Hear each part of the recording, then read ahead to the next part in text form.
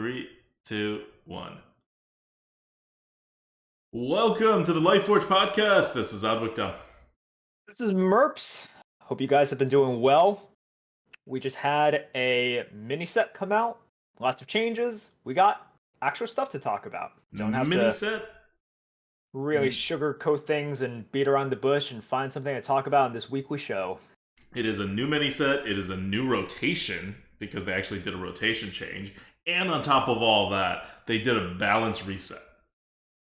So, Yep. like they either hit the button or more likely they just got rid of all the original like penalties and stuff like that and just let it fly. So like Demon Hunter is insanely powerful right now with like ridiculous win rates, whereas Druid is like super hardcore at the bottom. So I don't know if they hit the button while doing a rotation and adding a new mini set, which seems like a bad idea, or more likely they just got rid of everything. Because whenever Demon Hunter is really, really, really high, the default is so they just reset everything.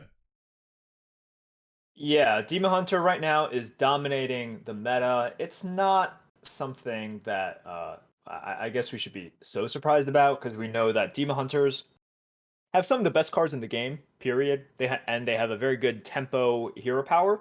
So when you combine just some of the most powerful cards in the game that you literally cannot play around 99.9% of the time, with good early game and good curve and all of that stuff, that I don't know what you're supposed to do against that. It's Blizzard has always just had this Demon Hunter problem where they made this new class and they want it to be good, so they gave it very, very good cards, but the cards are a little bit too good. Like, look at how good Coilfang is, and Coilfang isn't even like the biggest problem.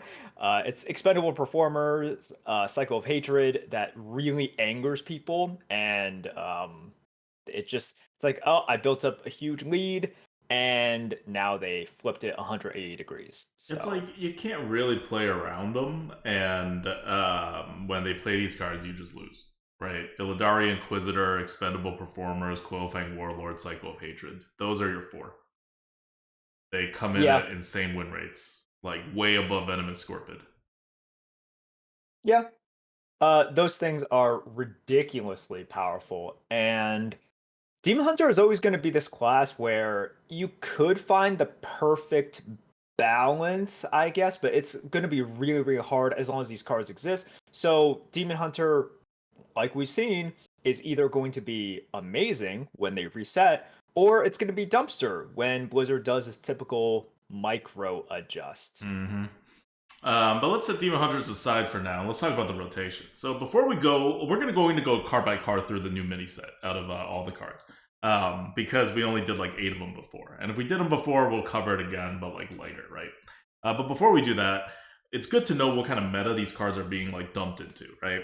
And they have done a rotation. Now, they seem to do now is they take standard and then they add 2 sets. So before, it was standard plus Rise of Shadows and Mean Streets of Gadgetzan. Now, they're taking away Rise of Shadows, they're taking away Mean Streets of Gadgetzan, they're still keeping everything that's in standard right now. So like Ashes, Skullamans, Dark Moon, and the latest like major set. Why am I blanking on this? I have no idea why I'm blanking on what the latest main set is called. Barons. Barons, there we go. I was gonna make you. I was like, Oh, I'm not gonna get it. Man. Come on, man. Come on, man. Just get it. Yeah, so all that is still in, and also on top of that is Kobolds and Catacombs, which is a very interesting set for the arena, and Goblins and Gnomes, which is not an interesting set for the arena now. No, GVG was basically, the first set, right? We had Next Ramus, and then which was not like a real set. And GVG was like kind of the first taste that we have, like, oh, okay, so this is where the game is kind of going. And I remember when Piloted Shredder first came out, we're like, whoa, this is what like 4-drops can do, and it was breaking the game. I don't know. Now, if your opponent plays a Piloted Shredder, you're just like, oh, thank God they didn't play like an actual good 4. Yeah. It's Like like, oh, thank God they didn't play a good 4. It's just a shredder. being a bit better than Yeti on curve is not great for a 4-drop these days. No. Yeah, so now it's not that GVG doesn't have some insane cards. It did. Like Balance was just kind of worse for those Paladin. previous sets. Yeah, for those previous sets. If you remember, GVG was the set that brings you Muster for Battle and Cockhammer, and they're still ridiculous even today. But that was back when the Balance was just like worse than it is today. Now, all like they just brought all the cards up to the level of Muster for Battle and Cockhammer, right? Or like they're trying to. So it doesn't stand out as much anymore. But what does stand out when you take away sets like Rise of the Shadows, which is like a modern set, like that's the overall card quality is decently high. It's like almost in line with what core set would be. And Mean Streets of Gadgetzan, which was the set right before, well, no, it was a little before that. But Mean Streets of Gadgetzan was right before that whole year where they just made bad sets, and I really liked it. Because they were balanced before they gave up on that and created this whole new thing with that is now core. So Mean Streets was right before that. It was the last power spike before the lost year. That's the one with like Boomsday and all that stuff. So the Mean Streets of Gadgetzan was actually also at roughly the level that we expect of a modern set. Neither of them are as good as the last few sets, but they're like within the ballpark. GVG just is not within the ballpark for like 90% of the cards. So Kobolds is more reasonably in the ballpark, but Kobolds was part of that more balanced kind of era. And so Kobolds, for the most part, is also not quite reaching to the levels of Rise of Shadows and Mean Streets of Gadgetzan, which means that overall, your deck quality has gone down. Now, that does not mean that when you get to 10 wins, you're going to face worse decks. Because the game is not balanced right now, because they did a balance reset, and Demon Hunters are amazing, and Warlocks are doing really well, and Paladins are blah, blah, blah, right? But in like your first couple of games, the average quality of the decks will be lower. And whenever they hit the button, the average quality of decks will be lower than before this came out, because that's just how these sets work.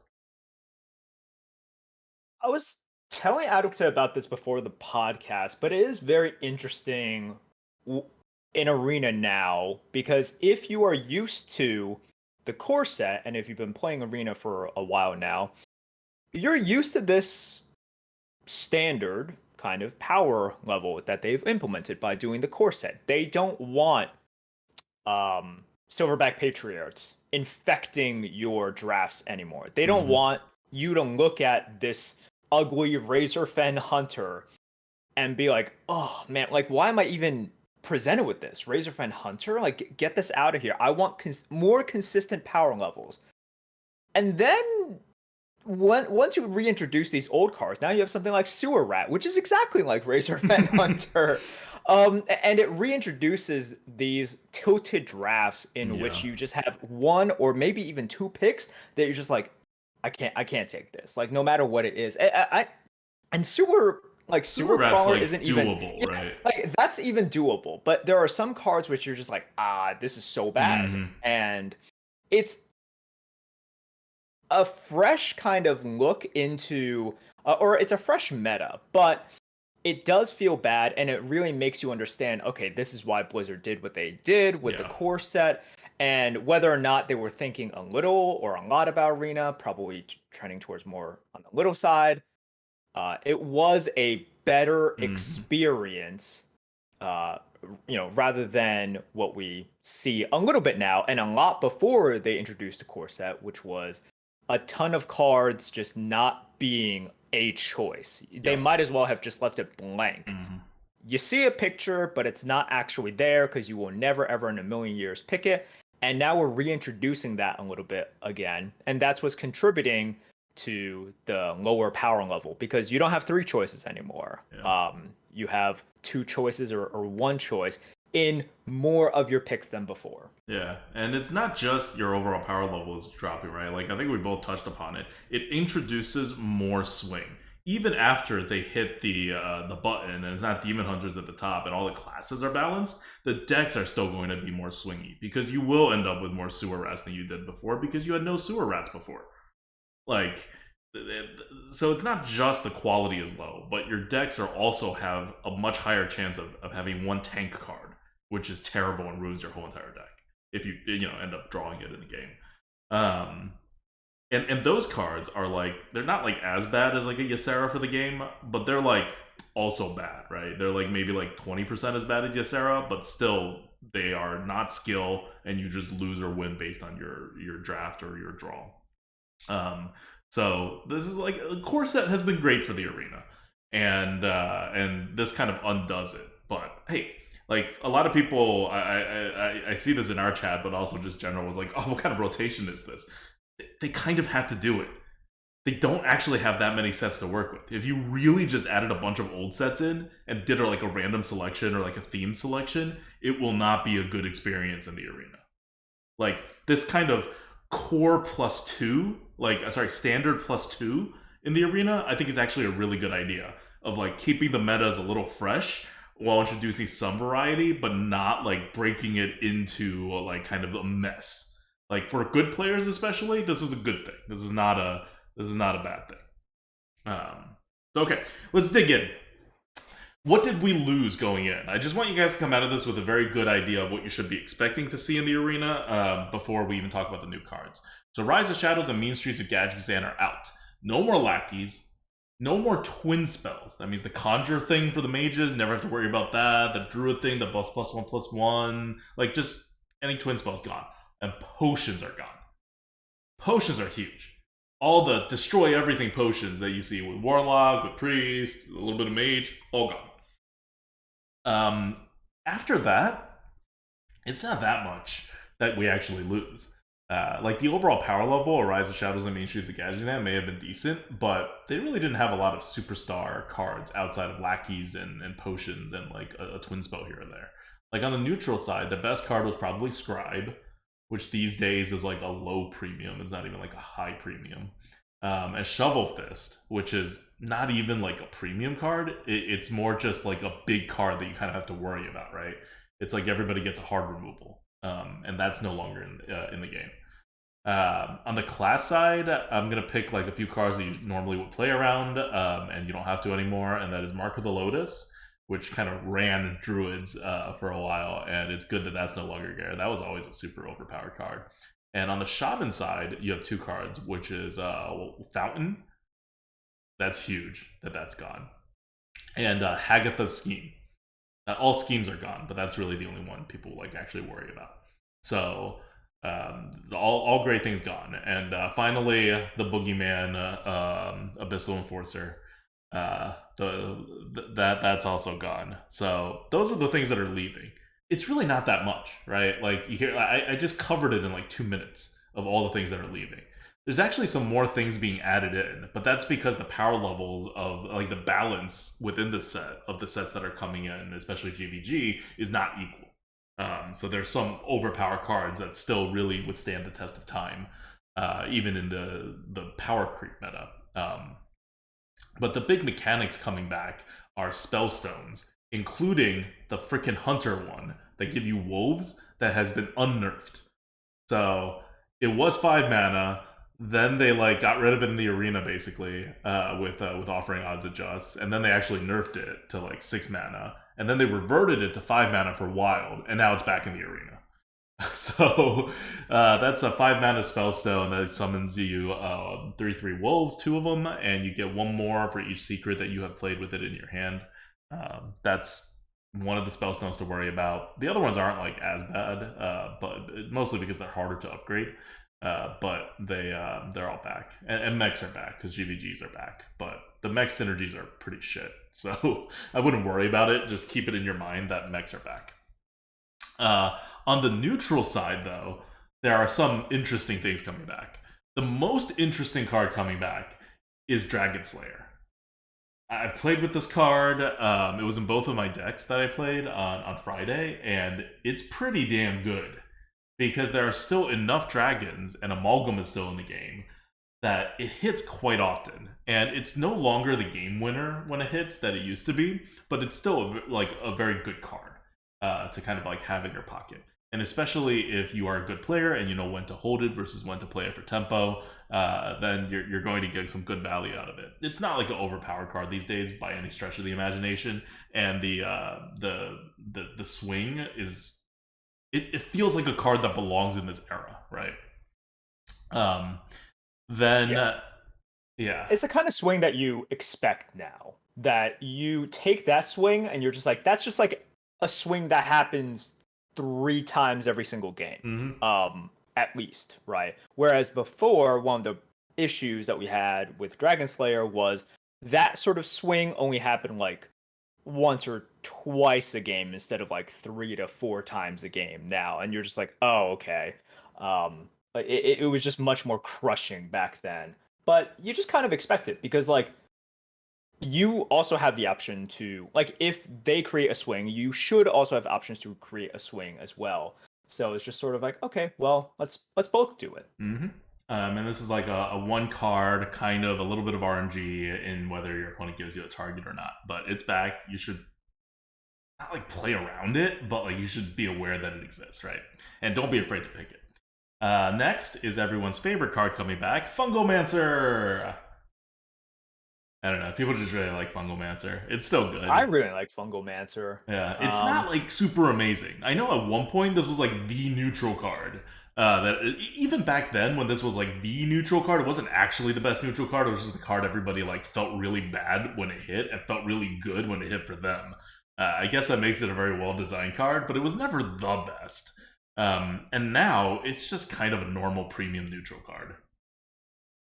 Yeah, it's very good. I have a lot of fond memories about Fungal because it fit my playstyle perfectly, Mhm. and I used it a ton during my time 4 years ago to number one NA and playing aggro with the buckets and everything.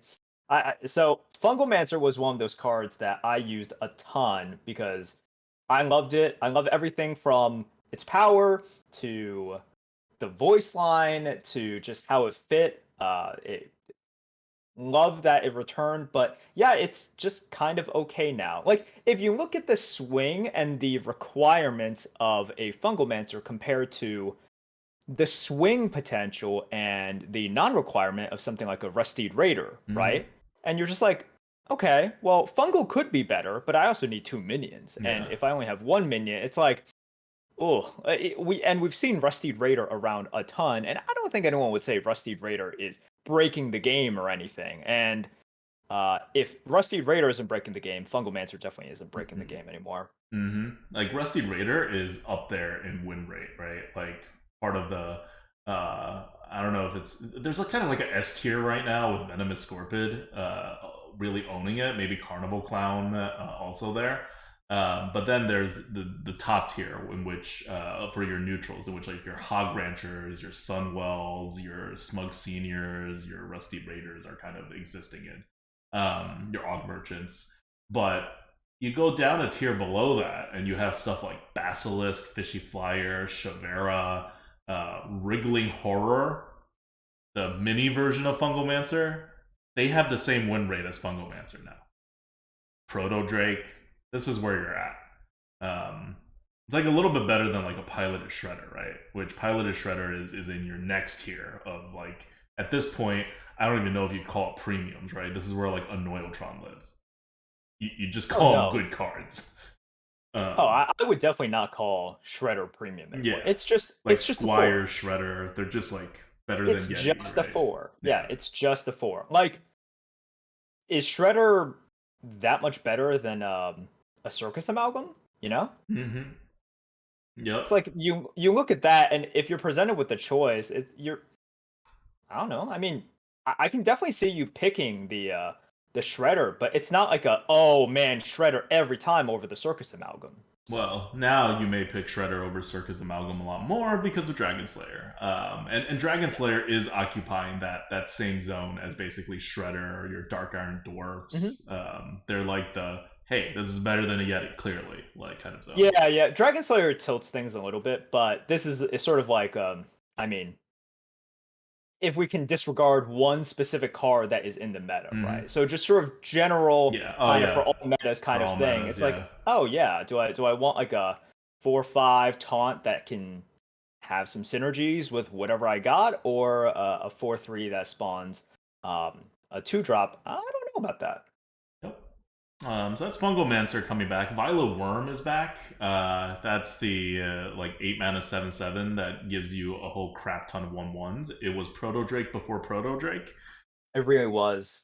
It really was. And I was telling chat about this as well. It was crazy how much it dominated the meta, even though it overlapped a ton with Dragon Ball Scorcher.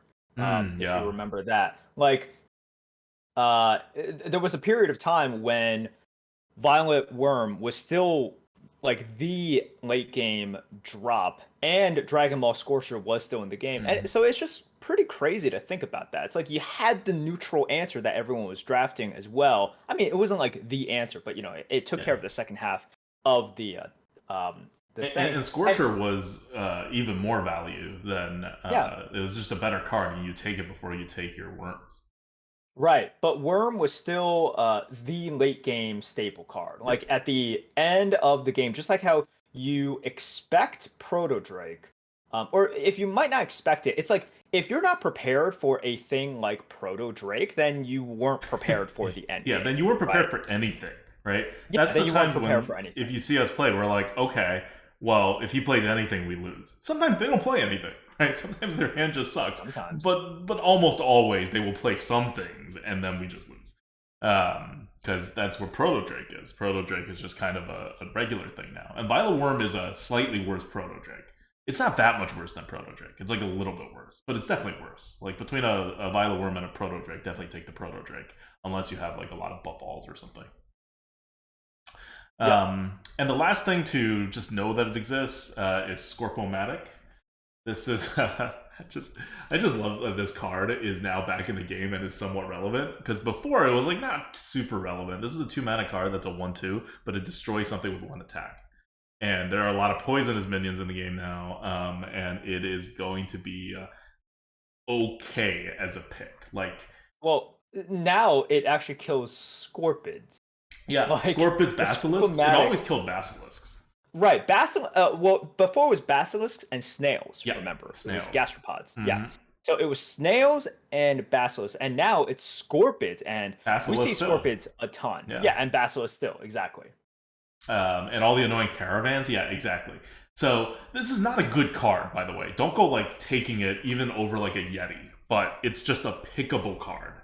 And it's a pickable card in the way that you just keep it in mind, right? Like, I don't want to exaggerate it, right? I know we just talked about Dragon Slayer, Fungomancer, and Violet Worm. Those are actually like premium cards or like near premium cards. Scorp-O-Matic is not. It is below a Yeti. Like, don't be thinking like, this is my secret to winning everything.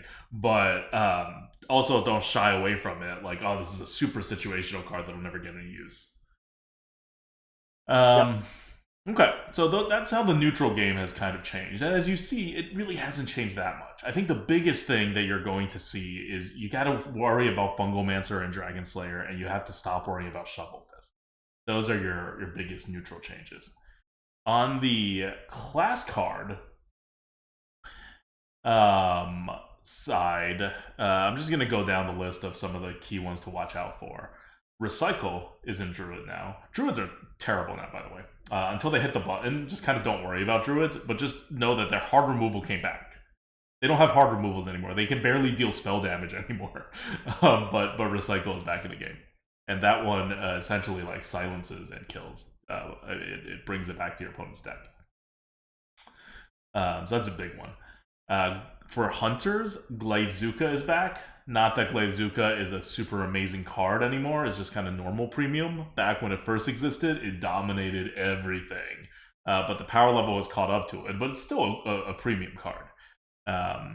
Especially because the other Hunter 2 nano weapon that's in core now with that gives you extra stuff with you have Beasts. Like, that's still in the game as well. So Hunters have decent consistency with those 2 mana, 2 damage weapons.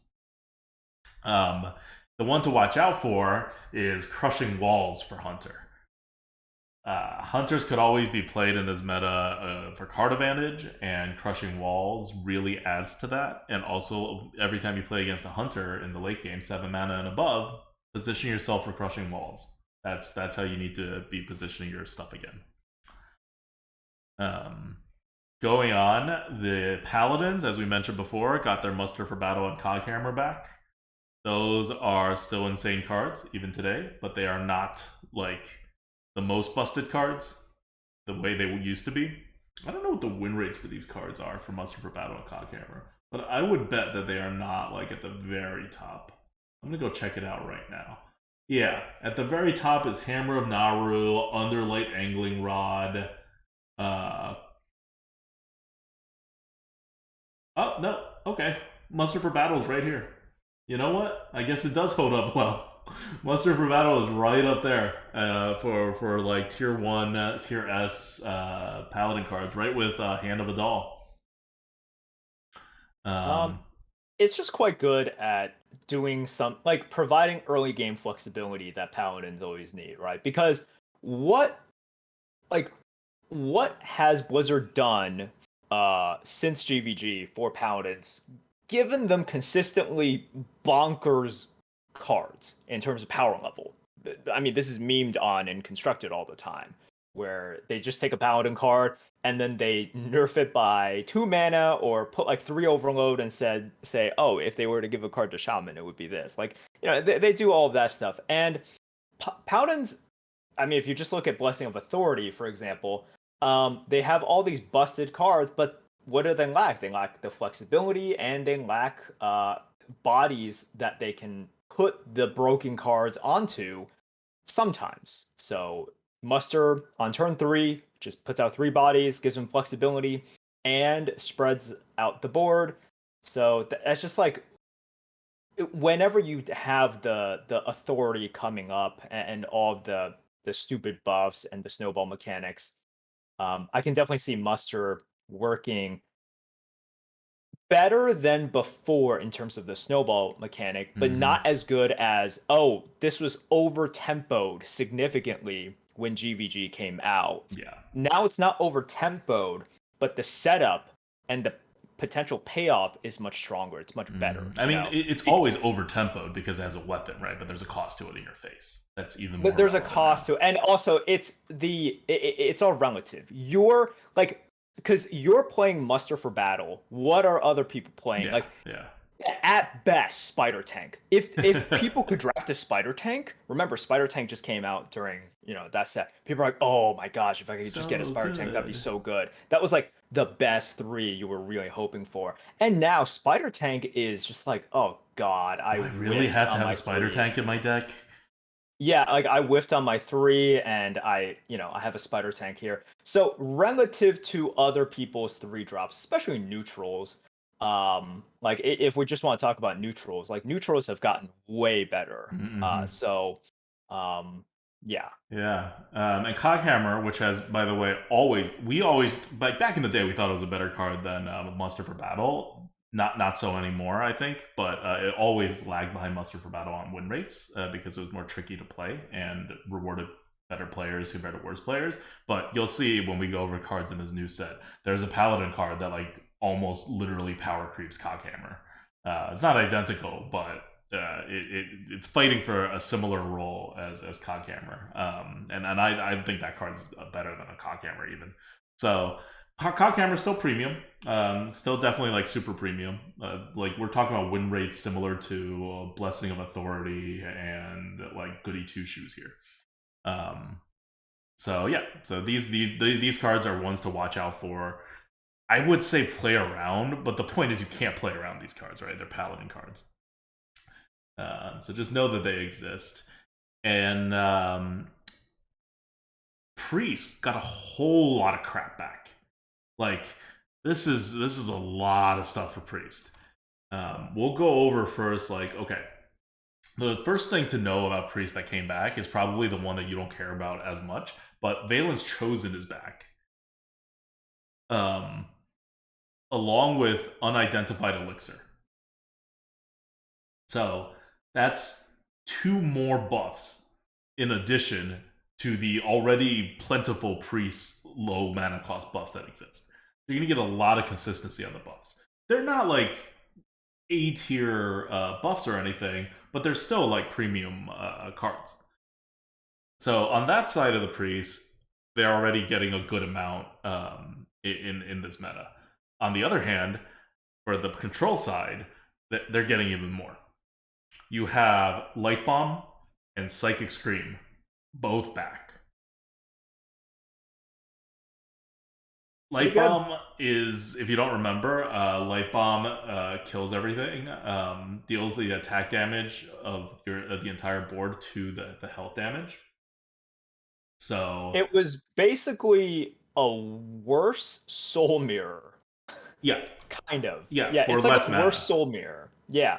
But I mean, Soul Mirror is one of the most broken cards in the arena, just kind of period. So it's fine. Like you will take a less good version of just one of the most broken cards, period. Mm-hmm. And Psychic Scream is 7 mana. Well, Light Bomb's 6 mana, by the way. Psychic Scream is 7 mana, and that one literally returns all the cards to your hand, I think. Or to your deck. I think to your deck, actually. Oh, sorry. It shuffles all the minions on the board to your opponent's deck. So it just like silences everything and gets rid of everything for 7 mana. Did you forget what Steel does? What? Psychic Scream? Yeah. Like I call it Psychic Steel. Oh, I'm always just no. like, I actually got Psychic Screamed on Friday. I still don't know what it does. It's yeah, not surprising at all. It's a 7 mana Twisting Nether that's better than a Twisting Nether, right? So that's that. But these are both epic cards. You're not gonna see them too often. But just know that Priest can wreck your whole board with a whole bunch of new stuff now. After that, Rogues didn't really get much, but they do have Sabotage, which is only notable because they normally can't hard remove. Actually, you know what? Sabotage is even, because Assassinate's 4 mana now. I forgot about that. So Sabotage is the same mana as Assassinate. So it's not particularly noteworthy anymore. The power creep got to it. Unstable Evolution, Power Mace, Crushing Hand, and Crackle for Shaman. Let's walk through that. Unstable Evolution is a 1-card wonder. It will transform your board into something ridiculous if you have any kind of setup at all in the late game. And it's decently usable in the mid game too if you want to use it. Power Mace is basically replacing Jade Claws, and you will have some mechs, not a ton of mechs probably, but enough mechs that this could trigger. And even if it doesn't trigger, you have a Fiery War Axe now in Shaman, which is pretty damn good. Then Crushing Hand is coming in, and it's the 2 mana overload 3 deal 8 damage. It's not like the best card, but it's coming in with Torrent and Hex still in the game. So Shamans have just like a ton of hard removals, or more or less hard removals now. Very consistent. You do a Shaman draft, just like maybe even lean against Crushing Hands and Torrents a little bit, because you're just gonna have too much of them. And finally, Crackle, which is not a good card. Don't freaking draft it, but it goes face, and it's very annoying. And just know that Shamans can, at any point, crackle you to death. Yep. I've been using Crackle. I've been using it to finish people off, or at least try to finish people off. Oh man, that range is pretty annoying. Let me tell you that. Bad design. That range is pretty annoying because it's a pretty big range. And I remember back then, you like sometimes you needed to roll the totem, and then you needed to high roll the Crackle at the same time. That was quite an adventure. Yeah, just so you know, Crackle's win rate, and by the way, this win rate is for I think like probably 4.5 win players or 5 win players or something. So for good players, it's lower than that. But the win rate is only very slightly higher than Lightning Bolt for Crackle, and for like top players, it'll be lower than Lightning Bolt. But Lightning Bolt is a totally usable card, so Crackle is a usable card. Although I freaking hate it. Finally, the last card to watch out for coming in is Crush for Warrior. Warriors have a hard removal now. It's 7 mana, but if they have anything injured on their side of the board, Aug Merchants, They get it for like, was it 3 mana? I think it's 3 mana. Now, they still they already have hard removals right now in that the dual class card, and that's not going away. So it's not like a big deal, and that's also 3 mana. So it's not like the biggest difference, but they just have more of it now, which is really annoying because that was always something that like warriors are not supposed to do, right? Yep. Well, all right. That's it. That's the meta. That's all you got to know about the meta before the new cards come in. And if you listen to all that and you're like, you know what? It doesn't sound that different. You're right. It's not that different. They swapped out probably like 10% of the cards that you'll see and make an impact in the game. Maybe not even that. The new, like basically the introduction of the new old cards doesn't make nearly as big of a difference as them resetting Demon Hunter, you know? Like, so whatever sort of new or potentially frustrating experiences you might have, it's because of the adjusts or lack of adjust slash lack of adjust that they've made, rather than like, oh man, that Fungomancer's so OP, or like whatever cards from Catacombs and GVG that is marginally acceptable now. All right. So let's talk about this new set that came out. A whole bunch of cards came out from the new set, including and the new set is, I'm so bad with these names. The new set is the You got this. The Whaling Caverns. There you go. I knew it had something to do with a cave. There you go. Good job. Good job. So it is the Whaling Caverns. Can you go on a mini rant while I figure out if I can show these cards on screen for our viewers that are not listening? Sure.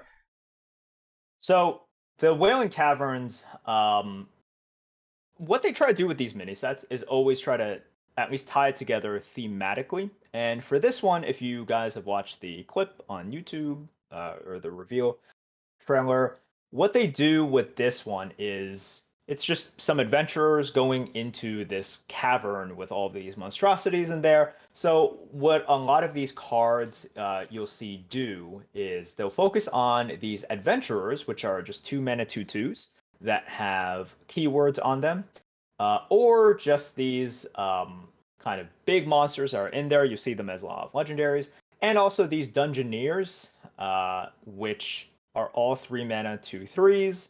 Battle Cry, they all draw a spell, and if you trigger an effect, as in if they are a specific spell, you can do something extra as well. And also, just like quite a few of the mini sets that we've seen, it's not perfectly balanced in terms of, oh, every single class gets the same power level of cards. I don't have the same number of cards, like with the legendaries. It's just very hard to do because it's a small set. So they obviously want to address perhaps some things that are lacking in constructed. They might see some staleness in the constructed meta and they want to shake things up. Maybe there are certain playstyles that they want to kind of push a little bit more. So yeah, they're gonna put cards out for constructed, and maybe they work in arena, maybe they won't. But you're definitely gonna see some big winners and some big losers in this little mini set here. Yeah. All right. Okay. So I got it set up, and that means that if you are watching this on our YouTube or live on Twitch, you can actually see the cards, but we'll still read out all the cards for the podcast listeners. There are only 3 neutral common cards. No neutral rares, no neutral epics, just 3 neutral common cards and 2 neutral legendary cards. We previewed one of them last week because it's the only one that was revealed. But we'll start with the other ones right now. And they're all good. They're all meta relevant. So the first card is Meeting Stone. 1 mana 0/2. At the end of your turn, add a 2/2 adventurer with a random bonus effect to your hand. Adventurers, are 2 mana 2/2 minions that can have the following effects: Taunt, Divine Shield, Spell Damage +1, Lifesteal, Wind Fury, Poisonous, Stealth, or Rush. Just one of them. So by themselves, they're not particularly tempo efficient or good cards. But when you get them for like very cheap from these cards, they could be very good. Yep. This Meeting Stone is something that it's decent. It's been played against me a few times. I've played it a couple of times as well. The thing you don't want to do against Meeting Stone is overreact and say, "Man, I really need to get rid of this. It's infinite value," or something like that. Just look at those adventurers that are popping out of this Meeting Stone. They're not that great. They're okay. The poison one is good in some situations. The Divine Shield is nice because it's always got um, you know a lot more tempo. But there are some that are kind of just stinkers, and maybe they can get really good use out of it. Maybe they can't. But don't overreact to killing off this Meeting Stone. If you have another move that plays a little bit slower but sets you up a little bit better, do that instead. And just accept that if they get a really good 2/2, that's fine. Just you take that chance. Yeah, these 2 drops are usually only slightly better than 1 drops you get these days. So think of it as like a first day of school. Like, first day of school is really good, but you get 3 of them. This one, you may only get 1. And they're 2 mana instead of 1, right? So they're like really not as good. But it does snowball. It can snowball. And just that potential brings it up quite a bit. I think its win rate right now is like above a Yeti, and I believe it. I don't think it's just people like super misplaying against it. I think it has that potential to function both in the late game and of course in the early game as well. So, like, do you think this is actually a good card? I don't. Like, I don't think it's an actual good card. What Like do you you mean said, by it good has. card? I think it's better than a Yeti. I don't. Like I'll pick it about the same. Like that's how bad I think it is, right? So once again, guys, Yeti is not good anymore. Yeah. So when ADWCTA says it's better than Yeti, that means he thinks it's better than a bad card, and I think it's about equal to a bad card. So that's what we are comparing it to. Yeah, but anything above a Yeti though is meta relevant, right? So by bad card you mean below, like less than average. Yeah, I think people are taking this thing and believe, like, it's new, it's kind of exciting, it's like, oh, I can generate and everything, and I haven't really seen it with any impact, like no real impact in any of the games that I played. So the thing with it, if you can drop it on a turn, if you could drop it on the first turn, is you basically get a free thing that your opponent has to trade into at least, and still get a 2 drop back, right? Like it effectively gives you a 2 drop, not a good one, but it gives you a 2 drop. Even if your opponent doesn't finish it off, it'll give you another card that'll do some filler later. I think a lot of its effects with adding these cards to your hand are felt like kind of subtly. They're not like, it's, unless it goes infinite value and you are actually in need of all that value, it doesn't do all that much. But it's a 1 mana card. It doesn't need to do all that much in order for it to be a pretty damn good impact for what it does, right? Like, you're essentially, like, you would only play this card basically when it's free, like when you have an extra mana to play. You're not going to play this card in place of drops, right? That would be a terrible thing to do. Yeah. The problem is, like, it takes up a card, right? Well, you get the card back Well, immediately, even if it dies in 1 turn. You're not getting a great card back. Right. You're getting a 2 drop back, maybe as a 2 drop, maybe not as a 2 drop. Right? You're getting a bad 2 drop back. Yeah. But it has the upside of being more of a thing. And even if you just get a 2 drop back, you can also, it's like a totem, right? You can also attach to it something like heal your face for, like, give yourself 3 or 4 armor. So imagine a 2 drop that's like, even if you don't get a good one, right? Let's say you get like a normal one, like a 2/2 stealth. Imagine you get a 2/2 stealth that gives you 3 or 4 armor. That's a decent 2 mana card. Well, but then that's not a 2-mana card. That's a 3-mana card. Oh, right. Fine, fair. I'm like, wait, Um, what? Then that's a 3-mana fair, card. fair. Yeah. So okay, but you still have the potential to that your opponent doesn't deal with it, right? You get a lot of these cards, right? You get like 2, 3, 4. Sure. I've had times in which it was the correct move, but I had to leave it up for like 3 turns. Hmm.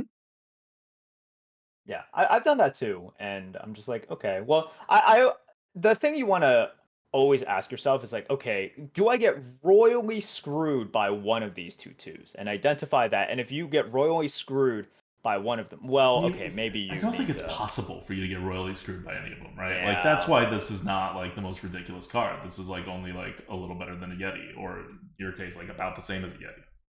right. And I see a lot of people are like, oh, but the poison's so good. Not really. Like, how many sources of poison are there in the game now? Like, poison is also just relative. It's like if there aren't that many poisons just running around, uh, then yeah, the 2/2 poison is gonna be better. But there's all these small poisons in the game right now. Like, it's like so plentiful. So I'm not saying they're bad. I'm just saying like, once again, the you getting the poison off and quote high rolling it, and then being able to play it, it's just not as good as it might have been in other metas because there are just so many poisons as well. Yep. Okay. Next is a 7-mana card, Selfless Sidekick. 7-mana 6/6. Battlecry. Equip a random weapon from your deck. Obviously, you only play it in classes where you have a decent amount of weapons in your deck. If that is the case, this is great. You're paying extra mana to get, like, less extra mana, presumably, in order to get a weapon. And that is probably a weapon that you're not going to want to top deck later on because you have health issues. And you get it now. So it's just a good 7-drop. Do not take it if you have, like, just 1 or 2 weapons in your deck. Because if you can't consistently get a weapon out of your deck with this guy, he is terrible. This card is just hard to give like a general. I mean, if we were still doing the Lightforge tier list, we would do it and we would algorithm it out and everything. But with this one, I'm just gonna say, look at your deck. Just look at your deck, and you can decide whether or not it's good. Just don't be optimistic. Don't be too optimistic. You can be a little bit I mean, optimistic. it can Don't be be too really good, optimistic though, if you there. have really good weapons in your deck. Definitely. But what I'm saying is, at the point of the draft, I'm not saying don't be like optimistic in terms of, oh, well, I draw the weapons or not. Like, if you have the weapons in your deck, do it. But if it's like pick 25 and you have this and you only have like one mediocre Oh, weapon yeah, in your definitely deck, don't. you Even know, if you and have even one if you're good a weapon weapon, class, don't do it. right, sure. And even if you're a weapon class, no, it's over. Like, this now sucks, right? Like, you can't play a Yep. 7-mana 6/6 in 2021 in Arena and hope to win. You just can't do that. So if you are able to pull out literally any weapon in the game, I mean, not any weapon, but almost any weapon in the game, this is Yeah. great. And if you can't pull out any weapon, it's trash. It's so Mm-hmm. bad. It's terrible. So that's the difference right there. So that's what I mean when I say just look at your deck at that instant. Are you ahead on weapons? Are you behind? What's the quality of your weapons? And then you can make a judgment call there. Yeah. I think the key is that you don't have to have good weapons for this to be great. You just need weapons that are not like 1-mana weapons. Like any 2 Yeah, mana weapon, and this is like better than a Yeti. Assuming it's yeah. a consistent pull. It's really more about the number of weapons that you have. And if you have good weapons or high cost weapons, that's a very sweet bonus, right? That brings this card up to like super premium categories potentially. This is one of those cards where even if we were doing the tier list and we put out a score, which we always do for cards like this, the scores for cards like this are always going to be like, Yeah. oh, yeah, like we're going to give you a score as in this is the average in all the situations and how good it is. But definitely just as basically whenever you're offered this, just look at your deck, look at are you ahead or behind. Like that score just is invalidated pretty quickly, like as you just go into the draft. Mm-hmm. All right. Finally, the last neutral card is Devouring Ectoplasm. This used to be the Fuzzy Ooze thingy, Fuzzy Pilgrim Ooze. 3 mana, 3/2, Death Rattle, summon a 2/2 Adventure with a random bonus effect. So we talked about this last time. This is really, really, really, really good. I don't have the win rates next to me, but this is a super premium 3-drop as expected. Like, it's better than Sunwell on the win rates, I think. You can confirm. But if it's not, then it's around Sunwell. It is? Yeah, I mean, it's better than Sunwell in the late game. It's worse than Sunwell on 3. It is, yeah. Sunwell, that's really kind of the problem with Sunwell. It's stupidly good on 3, right? Mm-hmm. And Sunwell, we can talk about this a lot more another time, but Sunwell is also one of those design issues where it's just like, it's too good if you're able to get out on that turn, right? Like, can we shift its goodness a little bit to other turns maybe, and not have it be game winning on 3 like it is right now? It's like you have Peon, right? Where they're like, oh yeah, it's a frenzy thing and it triggers it from, but we're gonna make you draw a card. And it's like, good, that's not tempo. And then you have Sunwell where it's like, well, you get a Divine Shield. It's super tempo. If you've already been doing good on tempo. And it's a 3 mana card, so it's not that hard to get out on 3. Yeah. But Devouring Ectoplasm, very, very good.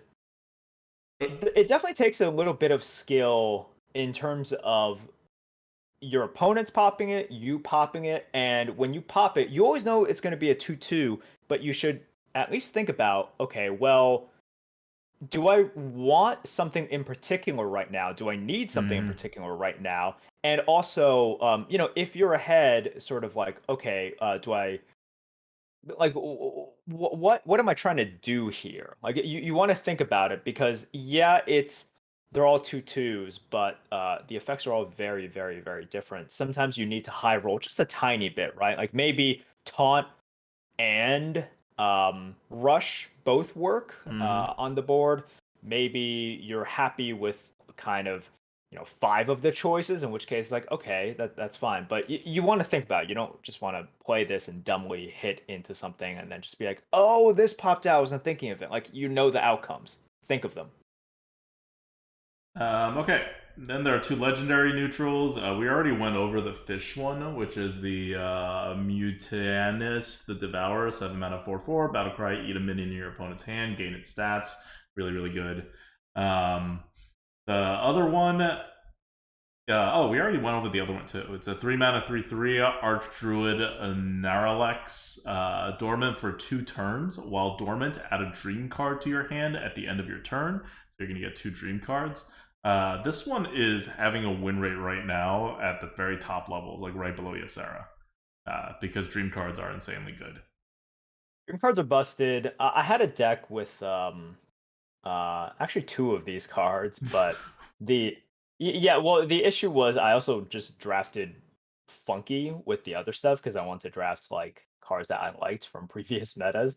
But yeah, it's very powerful. The only thing that is awkward is you don't know exactly what you're going to get, and the dream cards are very, very different. You could have a giant statted, over tempoed minion. You could also have huge AoE or targeted removal, but you just don't exactly know. And it's also frustrating for your opponent because they're just like, I don't know, like, did they get the dream? Did they get the awakens? So it's very powerful, but once again, you know what dream cards there are. When you play this, you are giving up 3 mana in order to do it. And think about, it's like, okay, well, what happened? Am I okay with any of these options? Like with the minion, with the removal, etc., etc. Like playing this on curve is usually not the best idea, unless you don't have better options. Okay, so that is all of our neutral cards. Let's go through the class cards. Class cards. We'll start with Demon Hunter. Because they're number 1 in the arena right now, we're going to go in alphabetical order. First up, 2 mana rare, Sigil of Summoning. It's a shadow spell. At the end of your next turn, Start. Oh, sorry. At the start of your next turn, summon 2/2 demons with taunt. So 2/2 demons with taunt, probably a decent 3 mana card, like a good 3 mana card. This is 2 mana. It gets essentially dormant for 1 turn. It's fine. I mean, it's Very good. like, Dormant cards are very yeah. good. Uh, Demon Hunter cards are good. The thing with Demon Hunter is this is still a fair-ish card, and the problem with Demon Hunter is like nobody's really complaining about Sigil of Summoning because Sigil of Summoning is not the thing that's blowing them out of the game. It's just the cards that we've seen over and over and over again that are now returning because Blizzard, they turn on the faucet, they turn it off, they give Demon Hunter Cycle of Hatred, Expendable Performers, they take it away, and right now the faucet is on right now. It is going full blast, and they're getting those cards. So Sigil of Summoning, yeah, it's good, it's fine, whatever. But it's just not the difference maker right now in Demon Hunter. Yeah. But just so you guys know, like this is like on curve, this is good tempo. Like this is a Oh better yeah, it's good. tempo It's than a good. Croc or a Raptor. Off curve, this is just really good because 2 taunts is super annoying. Like remember a Noyotron? It's like a Noyotron but with 1 extra health, right? It's just super annoying. So this is just kind of an all-around good card. Not a super premium, but good. Next up is your giant Demon Hunter card, another rare. 8 mana, 8/8 taunt. It is a demon. It is now in the demon pool of things you can get in demons and of summoning demons and all the demon stuff that demon hunters do. 8 mana, 8/8 taunt. The ability is your opponent's spells cost 2 more. Okay. Yeah. All right. Like, It's okay. this is pretty fair by today's standards for a class card. It is a very large demon, though. And remember, demon hunters have cards that can pull out random demons. They have cards that can, add demons to your hand. They have like all these kind of demon-y kind of cards. So this is in the demon pool, and that is important. But it's not a super amazing card, but it's definitely a good one. Yeah, it's fine. The only time I've gotten this is actually off of Protector, Primordial Protector. So it was like from a different class, and I got this. I was like, oh, okay, that's pretty good when it's kind of for free.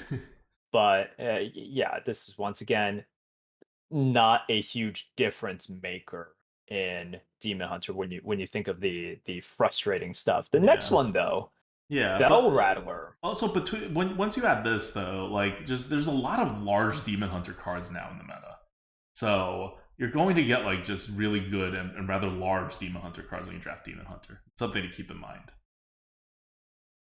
The next card, Fell Rattler. It's a 3 mana 3/2 beast. It's got Rush and Death Rattle. Deal 1 damage to all enemy minions. So what that means is the enemy minion that you target gets 4 damage dealt. It's actually not even 4 damage. It's 3 and then 1, which, as we know, with like divine shields and also all these weird things, can make a difference. And then it's just a swipe. It's like a swipe that can't go face, which I understand. Face is the best place to go, but Fell Rattler really good. It's so flexible, and And synergizes with all the death rattle stuff.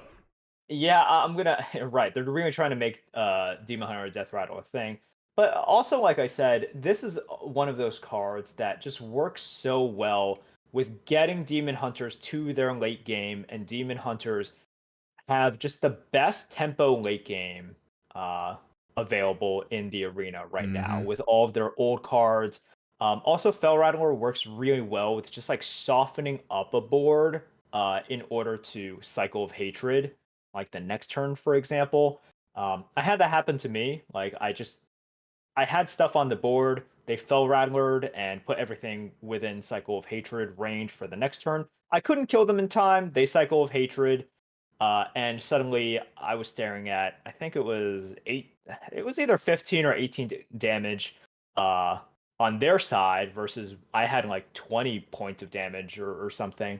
And I couldn't do anything. And that's kind of Demon Hunter right now. It's like, oh, you're showing 20 damage to my 0. Now I'm showing 18 damage to your 0. And That's kind of it. Mm-hmm. Alright, moving on to Druid. Druids suck right now, so we're going from the best class to the worst class. Fangbound Druid, 3 mana, 4/3 taunt. Pretty good. Death Rattle, reduce the cost of a beast in your hand by 2. Pretty good. Not much more to say about it. Draft it. It's a good card. Probably not going to win you the game, but it's a pretty good card.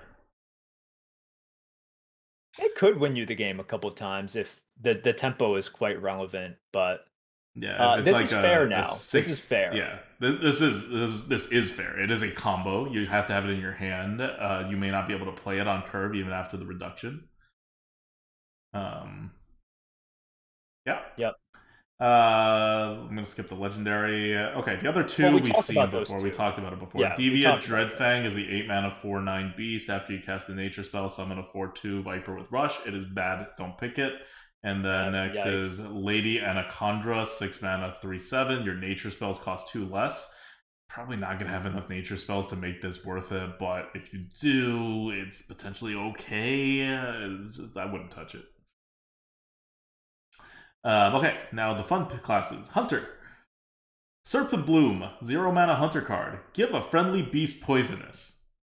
So it is a combo card. You need a friendly beast. It has to survive a turn if you need this to get initiative. Like, it doesn't matter if it's 0 mana. This is not good.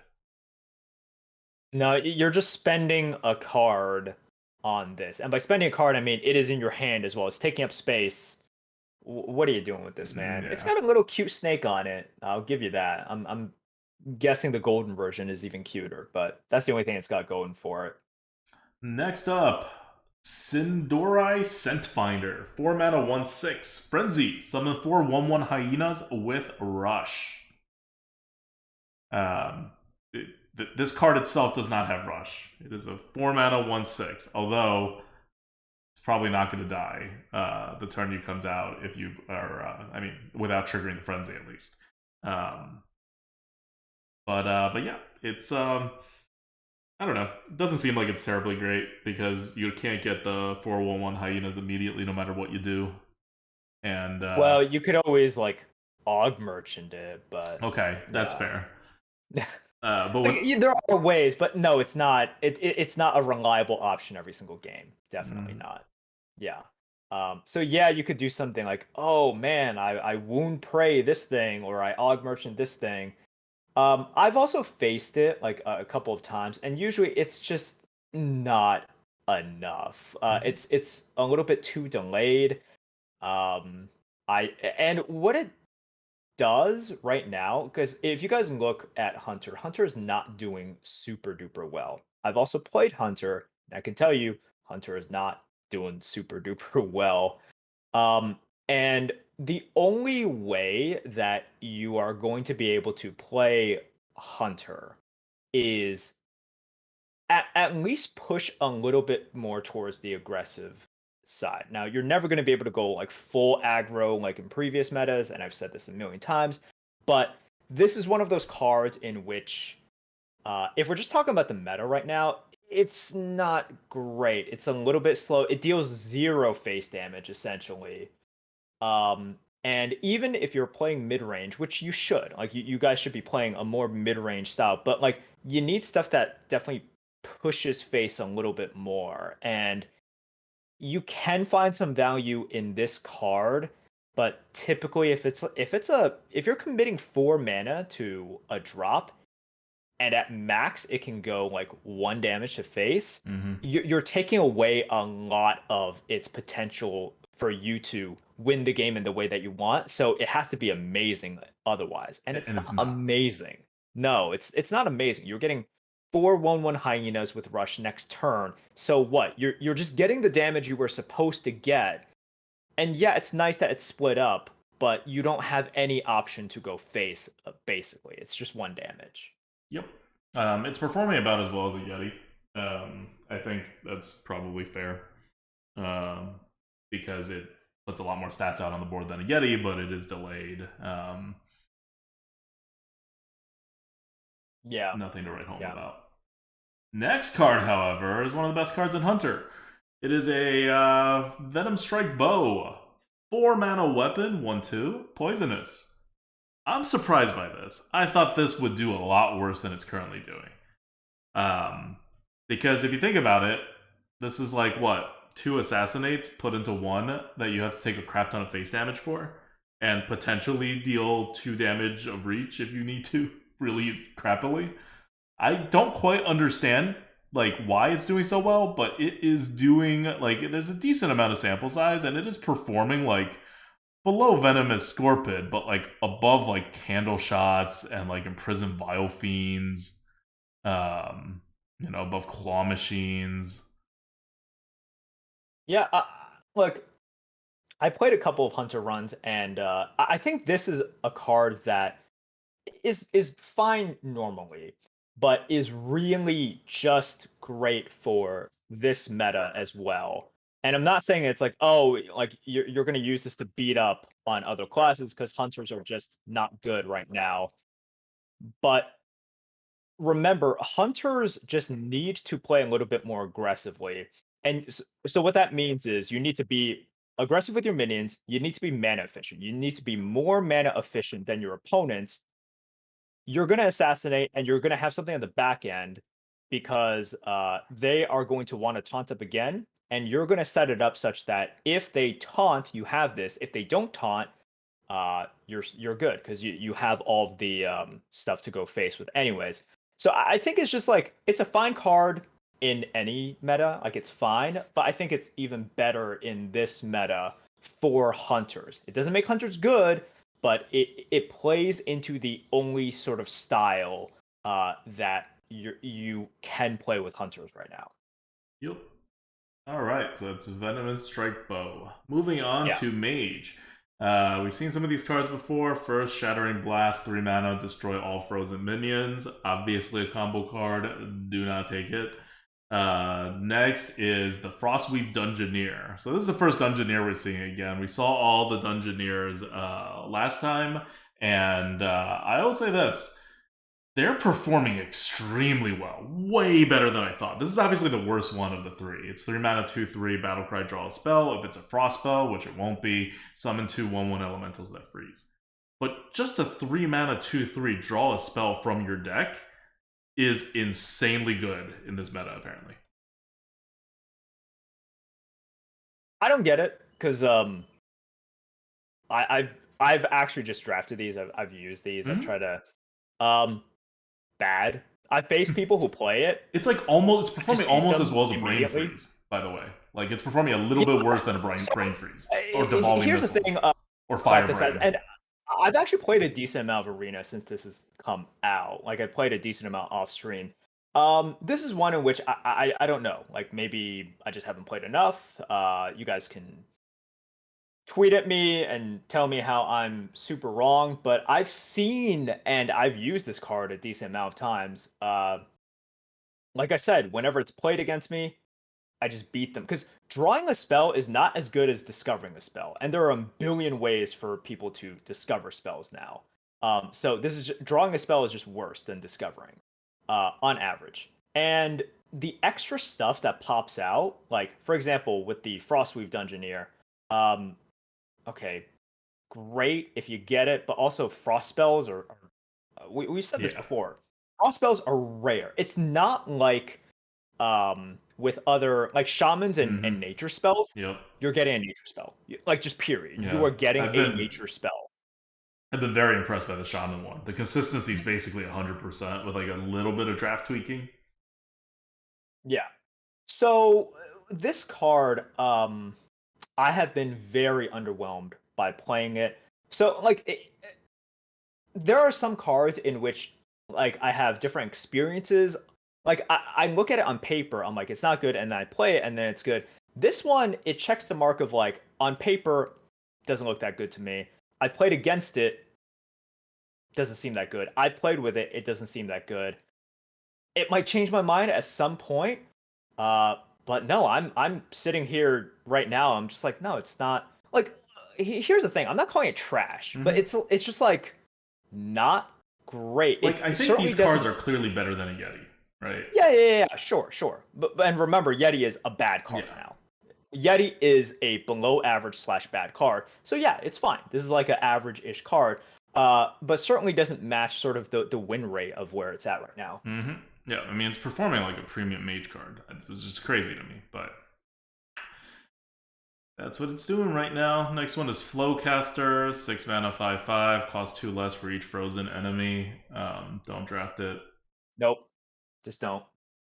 All right, now we get to Paladins. Things are about to get a little insane. Paladins are really good right now, and these cards are a major part of the reason why, in addition to Muster for Battle. So, first one is Seed Cloud Buckler. It is a common weapon. Common. 3 mana, 2/3. So, normal size weapon for 3 mana. Death Rattle. Give your minions Divine Shield. So, yes, you don't get it this turn, and you don't get it next turn. It's on a 2-turn delay, the same way like a dormant card would be. But then all of your minions get free Divine Shield. Pretty great. It's like the 3-drop, but the 3-drop, that was a spell burst. Yeah, you have to combo it with what's likely a conditional card. Exactly. Here, you just get it. You just kind of get it. And Divine Shields are always good. Like, that's just always tempo. Mm-hmm. Like, no matter what, it's just always tempo. So unless you're forced to play only minions that already have Divine Shield. Yeah. We've seen it before. Like, a 3 mana 2/3 weapon is good. Like, that's quite good. That's, the Storm Shaman thing. Yeah, that's the Stormax. Yeah. Whatever. So Stormforged Axe. So this weapon is really kind of holding Paladins together now in that like pivotal turn 3, right? Like early on, you want to get that flexibility, that initiative. It's a lot of the same things I said with Muster for Battle. It's very different, but flexibility is one of the key things that Paladin lacks. They have all these powerful cards, but dealing small amounts of damage is always a little bit tough for them. This is fantastic. And I have lost to this card quite a few times. Even kind of before the Divine Shield, like sometimes you just give Paladins a 3 mana 2/3 weapon, and it's like, okay, well now they're able to just deal exact damage more often. They're able to answer this Basilisk that you think, like you previously thought was going to at least hit one of their huge minions. So yeah, this card, like the Divine Shield has beaten me, and also just the fact that it's a 3 mana 2/3 weapon on a Paladin has beaten me. So super duper good. Just draft this thing. It busted card for Paladin once again. Yeah. So if you compare it to Coghammer, this is why this is better than Coghammer. You have to have a minion first for Coghammer. It has to live a turn, or that minion is going to be 3 mana smaller than it should be. Here, you are delaying 2 turns, but you have way more flexibility, and you get to give your Divine Shield on more minions and or larger minions. Like, it's such a good trade-off. No taunt, but, can't make it even more OP than it is. Alright, next one. Another OP card. This one is a secret. Yes, we are now going to have an OP secret for Paladin. 1 mana. Judgment of Justice. Secret. When an enemy minion attacks, set its attack and health to 1. So this card is so toxic. You turn it into a wisp. Is the definition of toxic. This was the card that when I started my stream on Thursday, I talked about this in the first few minutes, and I was just saying, this isn't good for...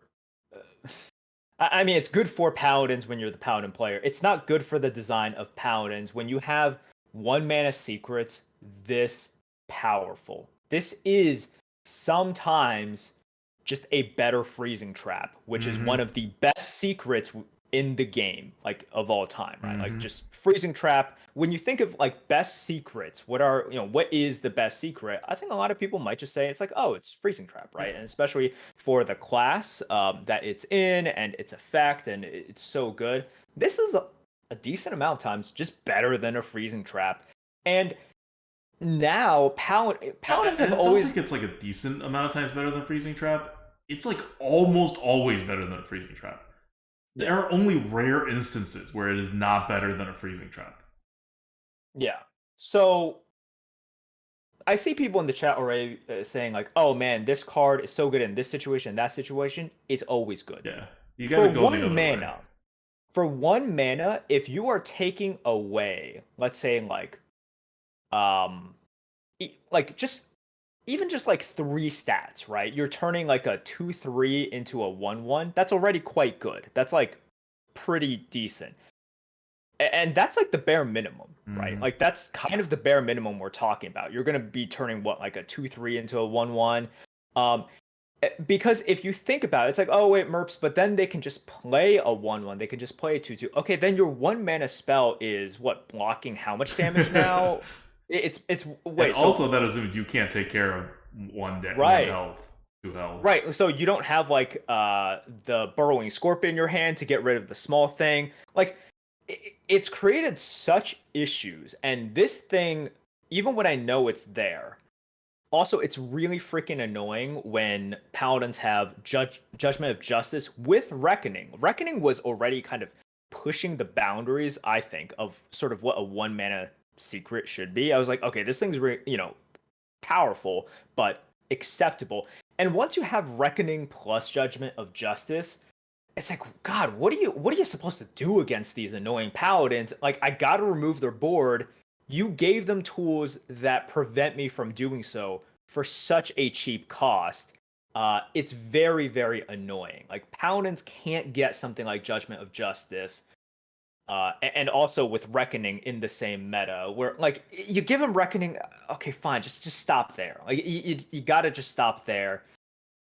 Never print judgment of justice. This is just not only powerful, it's so toxic. Like I hate the fact that this is in the game because it makes games against paladin feel terrible. Yeah. I don't know. Why couldn't they just set the attack or the health to 1? I guess for Paladin it would just be attack, right? Like I don't or like set attack and health to like 3 or something. Like this is just so blatantly overpowered. I don't know what they're probably some constructed thing, but this is one of those cards. Like we're talking even within Paladin, it is super powerful. So what this card has done sometimes, and I want you guys to think about this whenever you're looking at it, and because some people will come back and be like, well, okay, I managed to play around it, and I managed to put something down, and like I got my 2/2 to be turned into a 1/1, or I got my like 3/2 to be turned into a 1/1 instead, and maybe you won, maybe you lost. But what happened was they spent 1 mana to get rid of like 1/1 stats or 2/1 stats, and they saved and they frost nova'd your board, right? Yeah. And they frost nova'd your board for 1 mana. Mm-hmm. And sometimes they frost nova your board for like 2 turns for 1 mana. So a lot of people aren't even taking into account this like frost nova effect, which I won't take frost nova for 3 mana, but free? Sure, I'll take it for free. It's stupid. I hate facing paladins now because of their secrets, and it's the first time I've been able to say that, in arena, right? Like in constructed, they had, the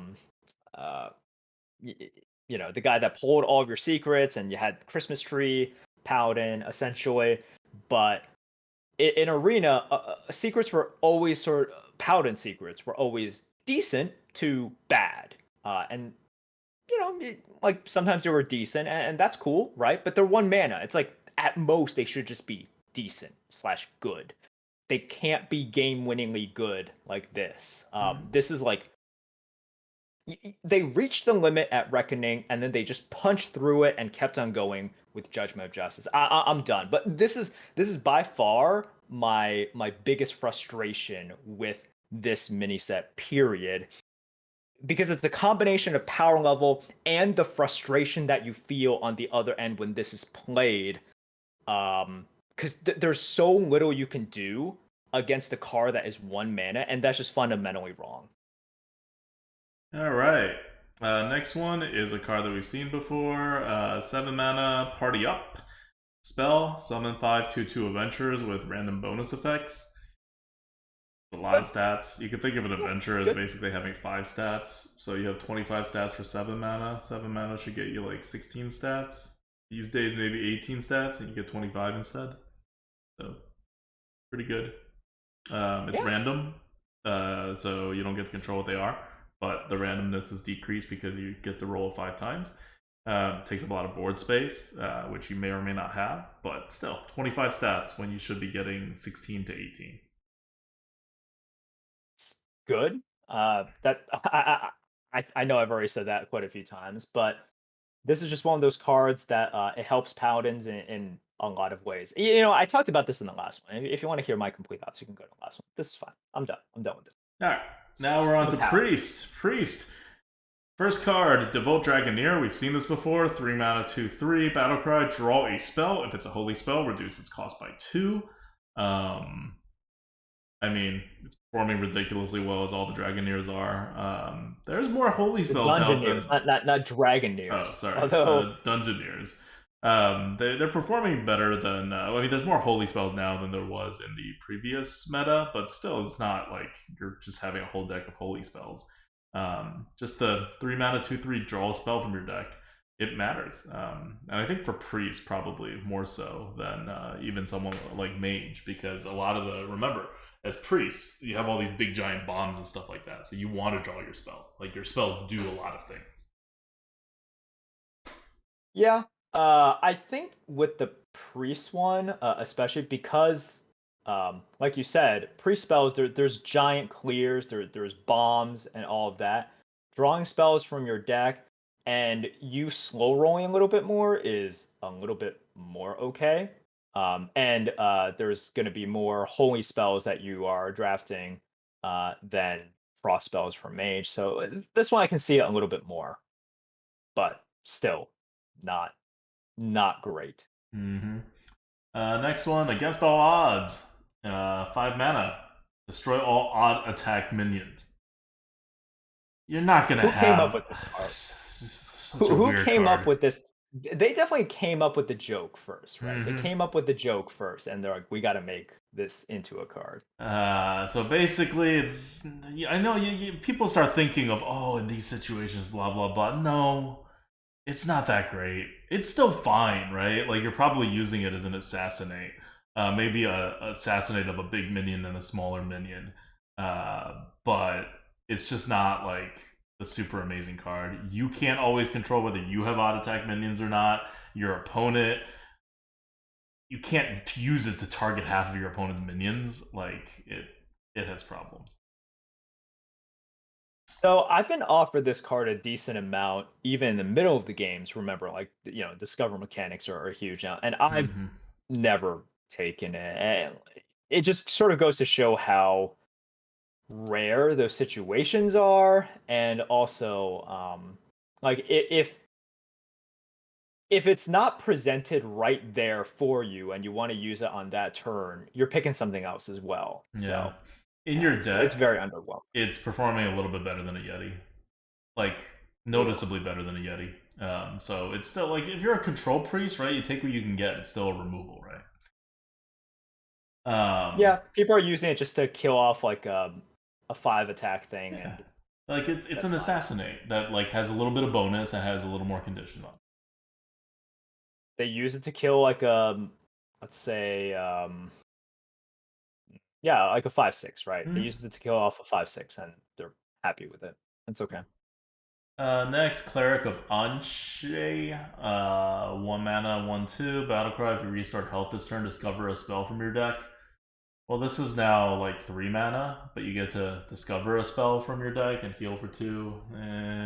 It's not as good as the Dungeoneer, even though you do get the discovers. But it, like, it's still, like, definitely playable, and you can put it into your deck. It, like, does things. I've used this card, and it's just it's fine. Discovering a spell from your deck is obviously really good because you pretty much know what you're getting Mm-hmm. at that point, so you're able to fish for it.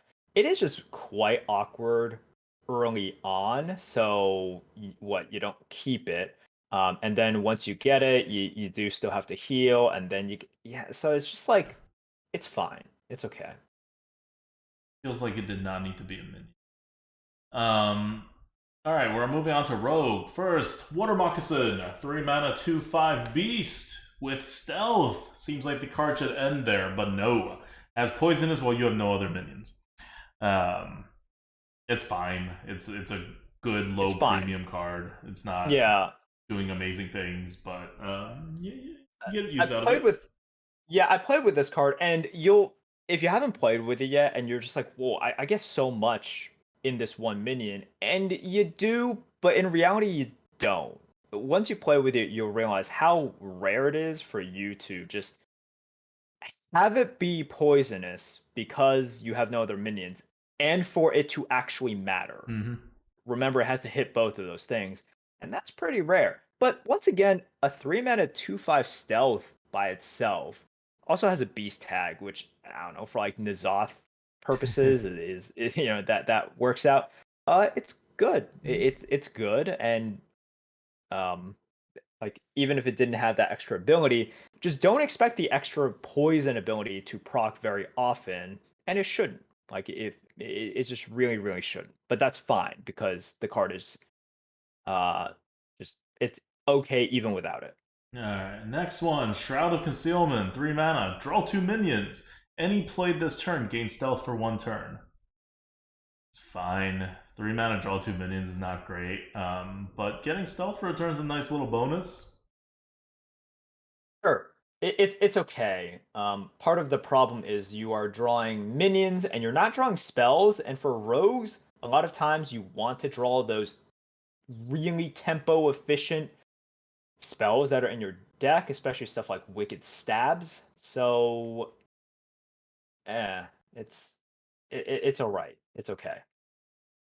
Next one, Savory Deviant Delight, 1 mana, transform a minion in both players' hands into a pirate or stealth minion. So once again, you're using a card, you're using a minion, you are not gaining any cards back. You have no idea what's in your opponent's hand. You can make sure your hand is trash, but you're also putting a lot of RNG into the game. Do not take this card. It is beyond terrible. I drafted a deck with 2 of these. Oh my god. And it didn't do so well. So I tried to use the best strategies I can think of for this, like timing it and trying to. It didn't exactly work out so well. So there's nothing you can do with it. You're just burning cards. Yes, you are just burning cards, and even like I said, I'm trying to be strategic. I'm trying to like count what they have and anticipate what are my chances to hit a big minion and etc. It doesn't really work out. No. Consolidized in chat says a nerf to Wandmaker. That's probably the most important thing that happened. He's right. This does nerf Wandmaker in Rogue. Okay, now we're on to Shamans. The Dungeoneer for Shaman, Primal Dungeoneer, 3 mana 2/3, Battlecry, draw a spell. If it's a nature spell, also draw an elemental. Alright. I thought this was gonna be like pretty good, but not premium. This is super premium. Like, I was way off on this. If the other Dungeoneers are like surprisingly premium, like and super good, this one is like beyond like busting levels of I don't even know what the win rate is, but it's like one of the top Shaman cards, if not the top Shaman card. Yeah, its win rate is basically the top Shaman card. It's like you have weapons above it. That's it. So this one, I mean, we talked about before. How easy is it to proc? First of all, shaman spells are pretty good, right? Like they are pretty good generally, and it also starts with the next card. Shaman spells are pretty good, and there's going to be a ton of nature spells. The good ones are also nature spells. The good ones are all nature spells. So, Perpetual Flame is a fire spell, but the vast majority of good spells are nature spells. So you're going to draw nature spells, and if like, you have just that high of a chance to proc the secondary effect, yes, then it makes it very good. Right? Yeah, like, I'm gonna go down the win rate list for spells that Shaman have. It goes Dunk Tank, Torrent, both nature spells, followed by Serpent Shrine Portal, which is a nature spell for some reason, followed by Unstable Evolution, which is a nature spell because you're evolving stuff, And then going down, not a lot of spells for now. When's the next spell? Lightning Storm, that's a nature spell. Going down, Storm Strike, that's a nature spell. Still going down, still going down. Are we out of spells? Up next is Primordial Studies, which is not a nature spell. So we had to get through, and the one below that's Hex, which is a nature spell. So think about how many spells we had to get through before you had one option that is not a nature spell. By the way, the card that you talked about a while back, Unstable Evolution, nature spell. Yeah. Like, so, just also game-winningly good. You have to make very little adjustments to how you draft to completely 100% guarantee the trigger for the Dungeoneer. And if you don't make that adjustment, you will probably have a very slim chance of missing. Yep. And Shamans right now, like, once again, if you can always trigger the secondary effect with kind of any of these Dungeoneers, then yeah, it's a lot better, right? So, for example, the Mage one I tore apart. I'm like, because the secondary effect is, it's decent, but you're not going to frost trigger spells, really? Yeah. And with Shamans, a lot of the times it's the Elemental is also the deal 1 damage to enemy minions elemental, which is very good. So you can also draw fire elemental. Like, you're also drafting good elementals as well. So you're drawing a good spell and you're drawing a good elemental, and a lot of times these elementals have battle cries. They have immediate effects. So whatever you're giving up here, you're getting back. This is the Dungeoneer that I'm like, okay, I totally understand, right? We talked about this when this was when this came out. We looked at all the nature spells, and I said at that time as well, I'm like, yeah, like you were way higher on it than I was. Oh yeah, because I just looked at the spells. I was like, okay, you don't change anything, right? You don't change anything about what you play. You just draw a spell, and if you just draft naturally and draft these always pick cards that just happen to be nature spells, okay, you're gonna always draw an elemental. And here are some of the elementals that you're always drafting. That's pretty good. And whatever 1/1 worth of stats you're losing by just putting this out there, hell, those spells and that elemental will get it back for you immediately. Yep. All right. Next Shaman card, another amazing card. Perpetual Flame. This one is not a nature card. 1 mana. Overload 1. Deal 3 damage to a random enemy minion. If it dies, recast this. This thing is so stupid. I hate this card. Why is this so freaking good? Why can't it? Well, okay. For 1 mana or 2 mana, like, it overloads 1. 2 mana total, but 1 mana on the turn. What? Why is it 3 damage? Why can't it be 2? I don't get it. Why can't it be 2 damage? Why does it have to be 3? It's so stupidly powerful.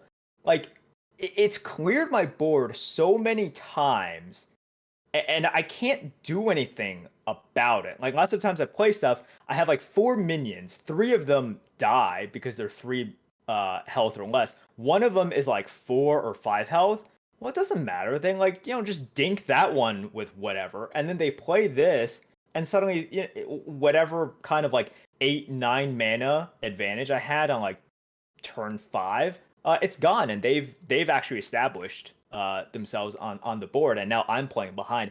It's one of those things where I can't really play around this. I have to just keep playing, and the only way to do it, like I said, is to play one of the things with a little bit more health. But then, even if they didn't have that additional dink damage to get my thing down to 3 beforehand, they just play this. They're probably killing off 2 of my things at least, and then it hits the bigger thing. So for 2 mana, they've still dealt 9 damage.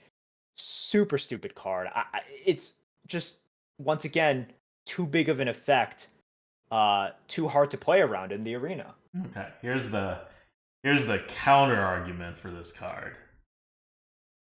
It's just 3 more mana than it's supposed to, 3 less mana than it's supposed to be. Lightning Storm is just a much better version of this card, right? But for 3 more mana. So you're just swinging the board by like 3 mana, probably 2, right? There's some randomness to it. Maybe we call it, this is 2 mana less than what it should be. Um, and yeah, 2 mana. That's not insurmountable, right? In today's meta. So it goes back to the idea that yes, this is an insanely ridiculous good card. It is only a 1 mana card though, or like a 2 mana card, like a 1 or 2 mana removal. Like it can only do so much because of that, right? And there are some conditionals attached to it. This is not the levels of busted that something like that Paladin Secret is, where you're just like, what is happening? Why is that just 1 mana? Why is it hard removing everything? Why is it freezing my board? Why is it doing literally everything? This is a little bit situational card, and at max, you are doing something that you expect Shamans to do anyway. You don't need to play around it, right? Like, you're thinking of trying to play around it because you think that for this amount of cheapness, you should be able to play around it somewhat. And you really can't. Or at least you can't super effectively play around it in the arena. But that's fine. This is just a really powerful Shaman card. Shamans have really powerful cards. They deal 3 damage to everything on your board anyway. The thing about this, and once again, so people are like, oh, wait, it's not too, like, okay, what? I hate when I have to sort of like explain. It's like, okay, with the caveat that like, okay, it's 2 mana here, but here it's 3 mana, and then it's 4 mana, and then blah, blah, blah. Like, oh, God. All right. Here's the thing. The more you kill, yes, the more you overload, but the more advantage they've gained for just 1 additional mana. There. Like, if I have to say that, I have to say that. What I mean by, like, it's still really freaking cheap. Oh, wait, hold on. I didn't know this. It overloads them for 1 overload every time it gets cast again? Recast this. So the overload 1... Oh, recast this. I see. So it overloads 1 each time it recasts. I see. Mm-hmm. So if it just deals 3 damage, it doesn't even overload. So if it's just 1 mana, deal 3 damage. No, it still overloads. Oh, it still overloads. Okay, right. Okay, so I see. So it's 2 mana, deal 3 damage to a random target, and then each time it recasts itself, it overloads 1 more. Okay, so yeah, so that's even more fair, right? Like if it's clearing your board, now it only needs 2 mana to come to my just as good as lightning strike thing. So if it's removing 3 things, which you expect a board clear to do, it's about as good as a lightning storm. The thing I hate about this is it's so much more flexible than a lightning storm. Yes, because, and okay, like if we're talking about, it's like, oh well, sometimes it's like, like not as good as the lightning. We're talking about one of the premium removals in the game, right? Like lightning storm is quite good. I mean, this lightning storm is a premium removal, not a super premium removal. Yeah, like so this is one like, and this is just better than lightning storm in my opinion. This is like better. Yeah, this is better than lightning storm, but it's not like whenever you have to kill more, it just you have to kill more, and then you have the advantage of like, oh, I'm not like quote overkilling with lightning storm. Right. But I mean, it's not like Dunk Tank, Like, okay, I'm saying, great, it's not Dunk Tank. But that's what Dunk I mean. Shamans already have all these options, right? That you're just like, okay. Well, right? I'm not saying it's not a busted card and it, should be worse than it is, but this is just Shaman. It's just what Shamans do now. So, once again, guys, like, this is just giving Shamans a more flexible and better, 90%? Like, I actually can't think of a time in which this is worse than Lightning Storm. Well, like, if they have 4 targets, or I guess if they have, like, either if they have, like, 3 targets and one of them requires you to do something else, or if they have, like, 4 targets, then it's the same. If they have like, 5 if they targets, made it awkward it's less. for you, right? Yeah. If they made it awkward for you, and you get unlucky. So, like, but 80-90% of the time, this is better than Lightning Storm. And I just don't like giving Shamans a better Lightning Storm 80-90% of the times. It just, I'm not a fan of that. Alright.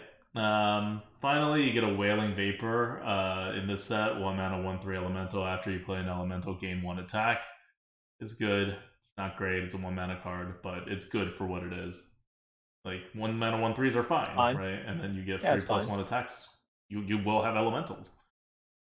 Moving on to Warlock. Warlocks, 2 mana, Fireball. Excess damage hits your hero. But Fireball to a minion for 2 mana. Let's focus on that. This is actually just a Fireball to a minion for 2 mana. Very good. Warlocks are definitely, they won the mini set in terms of, if you just look at all of their cards, like the 3 cards, right? If we're just looking at like the trio of cards that they got, they won, and it starts with this thing. I don't know. Paladins? I think overall, Warlock still won in terms of like Okay. what all of these cards are able to do. You know, I agree. And with Paladins, it's sort of just like I the I don't want to talk more about Paladins, but yes, Paladins did get very, very strong cards. Because all 3 of the Warlock cards are, I think, really, really good, and Party Up is only like decent-ish. I do agree. Like Judgment of Justice is very powerful. My main gripe with it is its like design, right? It's like super toxic design. But yes, Warlock, unstable Shadow Blast. This design is very interesting. It's like you want it to be bigger, right? You want it to be a bigger thing so you can get more value and you don't take as much damage. But it also means that, oh, it's better later on, which is more okay with it being 2 mana, because like once you're on like turn 7 or turn 8, it's wacky. Everything can happen, but like this is a little bit too efficient. It's too much. Why is it not dealing 5 damage? Yeah. I don't understand. Well, no. It doesn't deal 5 damage because 5 damage is a better card. Oh, I see. Like in a way, it is a better card, right? Okay, You are more, fine, yeah. So that's the thing. fine. Like the person who designed this card it's very interesting, right? You buff one portion, you nerf another portion, Yeah. and yeah, it's Fine. it's Then very, why doesn't it deal 8 damage?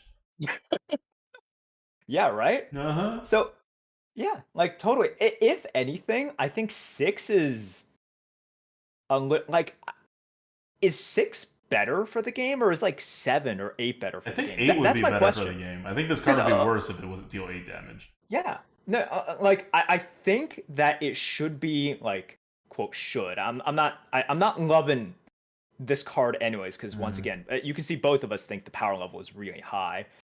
Yeah, I think if it were 8 damage, it would be a worse card. I think if it were 5 damage, it would be like a better card for the person using it, because it's still good and you don't have to take that face damage. Face damage is very important now. Yeah. So I think it would have to be like, very interesting design. To make it the same as like a Shadow Bolt, I think you would have to make it like 12 damage, but Shadow Bolts are bad.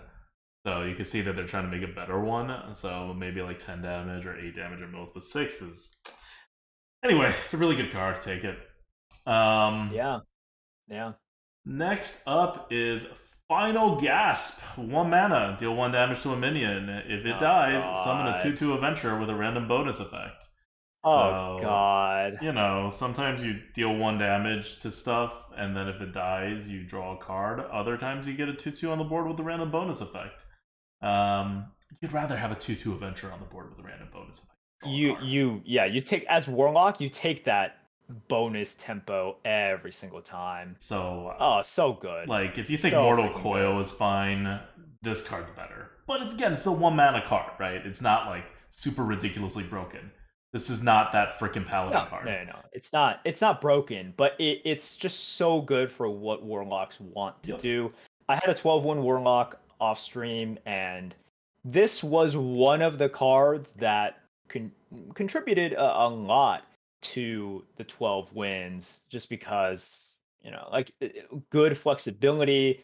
I get extra tempo out of it, and lots of times, just whatever pops out, I'm always able to sort of use. So yeah, it's just draft this as well. This is like a premium card. Yeah, I think this is going to be underrated by most people, because it feels like a more situational and subtle effect, but this is what you want as Warlock, right? You want to ping, and you want more random small stuff on the board.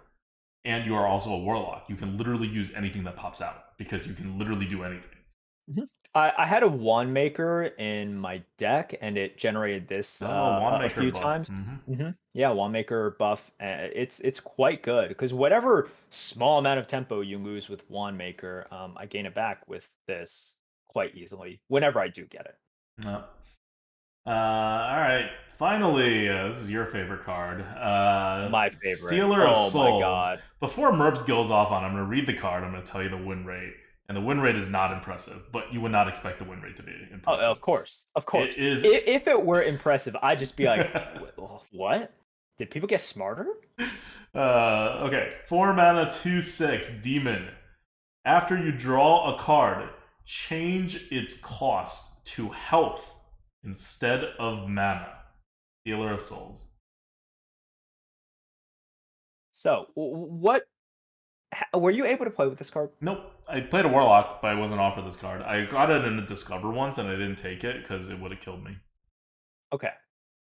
This is one of the most toxic cards they've ever printed. I mean, that's gotta be true. This is one of the most toxic. So once again, power level doesn't always equal toxicity, but there's a decent correlation. So, okay, if I'm talking about in terms of power, this is a ridiculous OP card. There, I said it. Also, this is one of the most toxic cards ever printed. The amount of tempo that you gain with this is stupid. It is actually stupid. And we talk about swings all the time in Arena, and we can say, oh my gosh, tempo doesn't even matter. It's just like Ysera this, board clear that. Tempo still does matter, obviously. Like, we can meme about how, like, couldn't do anything about this or that. But if you're able to put out more stats per mana than your opponent, you're winning the vast majority of your games. That's still the rule. It always has been the rule. This thing just puts out an insane amount of tempo. It's got 6 health, hard to kill. Your Warlock, you have ways of setting it up so it doesn't really die immediately. Also, if you're in a situation in which you play this, they're able to kill it immediately, / you are very, very far behind. Well, I mean, I don't know how many cards exactly bring you back, but sure. I played this in my 12-win deck, and the games just ended on the next turn effectively because I get a card. It's free, as in I use my health. I tap to get something else, and I'm getting let's say a 4-drop and a 3-drop, right? Something like that. And I'm able to put that out. And so I use 2 mana to get 7 mana's worth of stuff, and then I keep putting stuff out. And that's kind of just GG right there. Like, this isn't even ridiculous. I had the ridiculous times where I would draw a Proto Drake. I'd be like, okay, I'll pay 8 health to just play this right now. But it's just really, really stupid. And we can explain why the win rates aren't super high, because this is one of those cards in which, for the record, the win rate for this card is about the same as a Dark Bomb or a Peon, which is okay, a good card, right? Yeah, but nothing special. Yeah. So this card, okay, here's everything it requires. It requires you to, before you play this, play well, such that you save health, right? Like, you have to play well before this card comes out. And after this card comes out, you have to make good decisions in terms of using that burst of tempo, and then you want to kill this thing off. Like, that situation I told you about. Yeah, that situation I told you about, where I turned 2 mana and 7 health into a 5 mana advantage, right? Like, after that, I'm like, cool, I got my use out of this. Time to bump this 2/6 into something, and then whether it dies on that turn, like the turn that I do the initial hit or not, doesn't really matter. I can always try to kill it next turn, because the next draw I have, maybe I can use health for that, maybe I can't. If I can't, oh well, whatever. I chalk that card up as a loss, potentially. And if I can kill it off, that's great. And if I go 2 turns without, and I can't kill this off because my opponents are just playing such weak cards, okay, then I also just win. Then I also just win. this card must have been so frustrating for my opponents because it's like going into turn 4, the game was close. And then by the end of turn 6, I won. Like I just won. They conceded on the spot because of the tempo advantage that I had gained. And sometimes I just get a little bit lucky, or not even lucky. I just get the average draw. The average draw will win you the game. If you get lucky, they concede immediately. That's what this card does. And I don't know if it's okay for it to be in there just because people who don't really know how to set this up and capitalize on it and know to kill it off will do those things. But it's very frustrating. And I've also had a couple of games where I had good opponents. They played this. Nothing I could do because, once again, 6 health. I couldn't kill it. And they just won the game on the spot on the next turn because they had that swing. So I'm going to tell you now the opposite side of the story, which is one, right? This card is better the more your opponent misplays against it, right? Clearly, it's a complicated card. Your opponent has to do a lot of stuff. So as much as you can misplay it and lower its win rate, your opponent is also likely super misplaying against it and making it even better for you than it actually is. And it's actually a very good card. So there's a bit of that. But even if your opponent plays perfectly, and when you see your opponent play this card perfectly, because your opponent can also misplay this card, like Merps was saying, right? Which is bringing down the win rates with these 4.5 win per run players, 5 win per run players on HS Replay. But even if they are playing it perfectly, what you want to do is 2 things. Thing number 1 is you want to keep this thing alive at all costs because they stop getting cards. The cards are pointless. They can't play them. They don't have health. That happens very quickly. If you keep it alive for 3 turns or 2 turns if they're drawing a card on the turn that they play it, your opponent is in heavy danger. And the cards that they are drawing past the first turn are very unlikely to be played without putting them in danger of just, dying on one swing immediately, right? Which is a dangerous position to be in for your opponent who has played a premium card and then, followed it up with decent stuff. So that is your goal. Now, to accomplish that goal, you need to do a second part, which is to not die for 3 turns. Yeah, that's hard. That is not easy, but you have to play with that in mind, which means you have to play assuming that you have to try to bait your opponent to anything at all possible to trade with you, no matter how efficiently they're trading with you. You have to play all of your taunt cards. You have to set up for your potential outs, whether you have them in your hand or not. You have to do all of those things, right? Your opponent just dropped a ridiculous bomb on turn 4 or turn 6, right? You're not in a good position. You're not supposed to be in a good position, right? This is not they're playing a premium card. You're never in a good position when your opponent plays a premium card. But in order to mitigate the damage, that is your game plan. And depending on what class you are and what deck you have, that plan may have a decent chance of working to no chance in hell of working, right? Your opponent could low roll on their draws and then not be able to do much with this thing. But the last thing you want to do, unless you can kill this immediately on the next turn, is to kill it. Or give your opponent the chance to kill it. So get your freezes ready, get your taunts ready, get everything you can ready, and prepare to flip the board back. Because once your opponent plays this card, they will run out of cards. Between the fact that they're literally running out of cards because they're playing them too fast, and the fact that they're just going to have some cards in their hand that are basically unplayable, diluting the amount of the cards they can play in the turns afterwards. Yeah. And that's when you get your tempo back. So what ADWCTA said is true. It's just the difficulty of it. Not just in recognizing it, which a lot of people right now don't recognize it. It's you having the tools and then the ability to do it is hard, right? This is arena. This is so first option is to kill it immediately. Immediately. Yep. Just let it get a value. You kill it. Right. That's fine. But yes, past that, your worst time to kill it is sort of they have gotten 1 turn's worth of value off of this and then you kill it. That's the worst thing for you to do.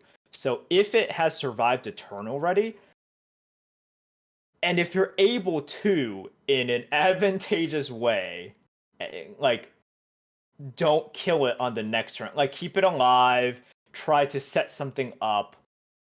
But yeah, like the problem is just it's so hard.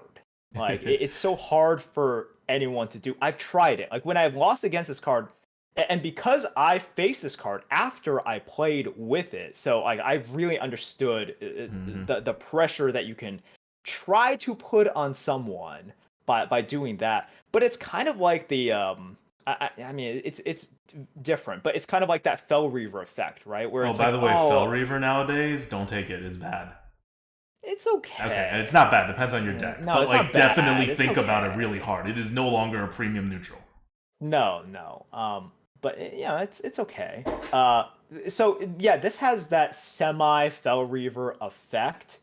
Of like, okay, well, yeah, you can sort of take advantage of this and try to box them in, and we can try to beat them that way. But just like Fell Reaver initially, right? We're not talking Fell Reaver right now. Initially, it's just like it doesn't really matter. Like even if you're trying this, you just 90% of the time don't have the tools to pull this off.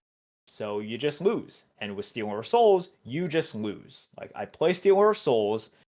If you're able to kill it off, and I think one game my opponent was able to kill off in the first turn, but they had to do more than they wanted to do. And you've already got so you've already gotten the value out of this. It's not just like you played a 2/6 and it died. I think they bumped a 4 attack minion in, and they used a 4 damage spell on it, like something like that. So for 4 mana, I soaked up 8 damage, right? Yeah. They use like some 4 damage spell, and they hung mana because of it. So it's like great, right? Fantastic for 4 mana, soak up 8 damage, make them hang like a mana. That's well worth a 4 mana card. So. I don't like this for the arena. Well, I mean, it's terrible design for the arena. It's terrible. Like for arena, and I understand a lot of people are like, well, I understand how good it is for constructed because of the why, like its applicability in wild and how you can draw cards and how you can make yourself immune and then play cards. It's pretty disgusting. For arena, that is much, much more about quote honest tempo, and I know some people are going to laugh about that, but it still is about honest tempo, just not as much as it was before. You just getting that much of an advantage on immediately the next turn, if not a little bit more after that, if you're able to afford it. Too good. Too good. Yeah. So, Stealer of Souls, guys. I want to bring up like a general strategy against Warlocks because they're pretty good right now that you guys should be applying if you're facing Warlocks in this meta and you may have forgotten about it because of the previous meta. And that's hit the Warlock in the face as much as you can. Don't be freaking trading. Yes, Manari still exists in the meta, so maybe kill their demons. But even that, I don't really care. I want to go face. They have too much demons nowadays as well. There's not too much demons, and like, what's Manari going to do at worst, right? Like, no. Like, I was gonna say there like is actually decent amount of demons. Okay, fine. So there's a decent amount of demons, but what's Manari going to do at worst, right? It's going to heal them up a bit, but that only matters because you've been hitting them to the face to begin with, and it's going to potentially get 3 extra attack, which it probably won't. It's probably going to get 1 extra attack or 2, and they've used up their Manari. Because if you keep killing the demons, they're still going to get demons out at some point. They're going to use their Manari later, probably. Or a decent % chance. So you can't just think of like, oh, Manari trigger, Manari no trigger. It's Manari trigger now, or Manari trigger potentially later, plus potential chance Manari never triggers. And back in the day, as in a week ago before this new patch, you had Evil Genius, which means leaving small stuff on the board was, in the early game, was potentially devastating. Like in the super early game, before turn 4 comes out, was potentially devastating. Then you had Abyssal Enforcer, and you had Fellfire Potion. It was just blow everything up top, right? None of those are in the game anymore. It got replaced by nothing. There is no more blowing up the game for Warlocks. Warlocks have probably in this meta the most limited amount of ways to blow everything up on the board that it has ever had. Now, that's not to say they can't blow up the board. They have, core cards that can blow up the board, but it is minimal because core even removes some of the cards that they normally use to blow up the board. So let the Warlocks have stuff on the board. Let the Warlocks have initiative. You want to be hitting the Warlocks to the face because it matters if Stealer of Souls comes down, and it really matters if your opponent tries to play Stealer of Souls later on, right? Not on 4. On 4 is a best case scenario for Stealer of Souls, but later on you can make this card turn from a premium card to almost a dead card in their hand, or just a 2/6 that you actively want them to keep alive. Now, again, this is not a super successful strategy against Stealer of Souls specifically, but overall that's what you want to be doing anyway against Warlocks because of how the meta has shifted. And if you are doing that, which most players do not do, then you will limit the effectiveness of Stealer of Souls. So Stealer of Souls is always a premium card, right? It's cheating out mana. But it stops being the ridiculous card Merps is talking about if you play against it correctly, and more importantly, you play against Warlock correctly, whether they have this card or not, before it comes down. That's the thing.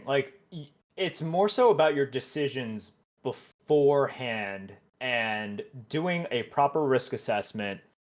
The way to beat Stealer of Souls is to beat it before it comes out. As in, you don't exactly have to beat the Warlock, but you have to go face a little bit more. You have to risk assess a little bit more. And I think a lot of people, especially in the mid, there's that kind of meme that's actually incredibly true, which is bad players go face, good players trade, the best players go face, right? Yep. It's actually 100% true.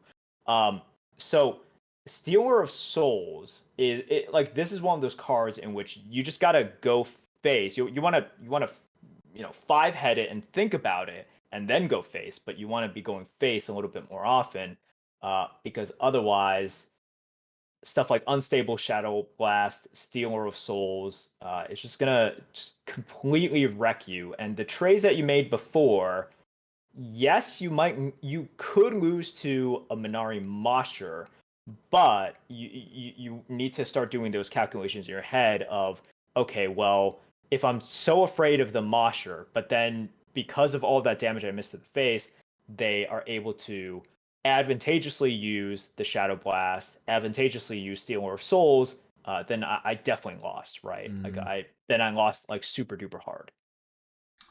All right.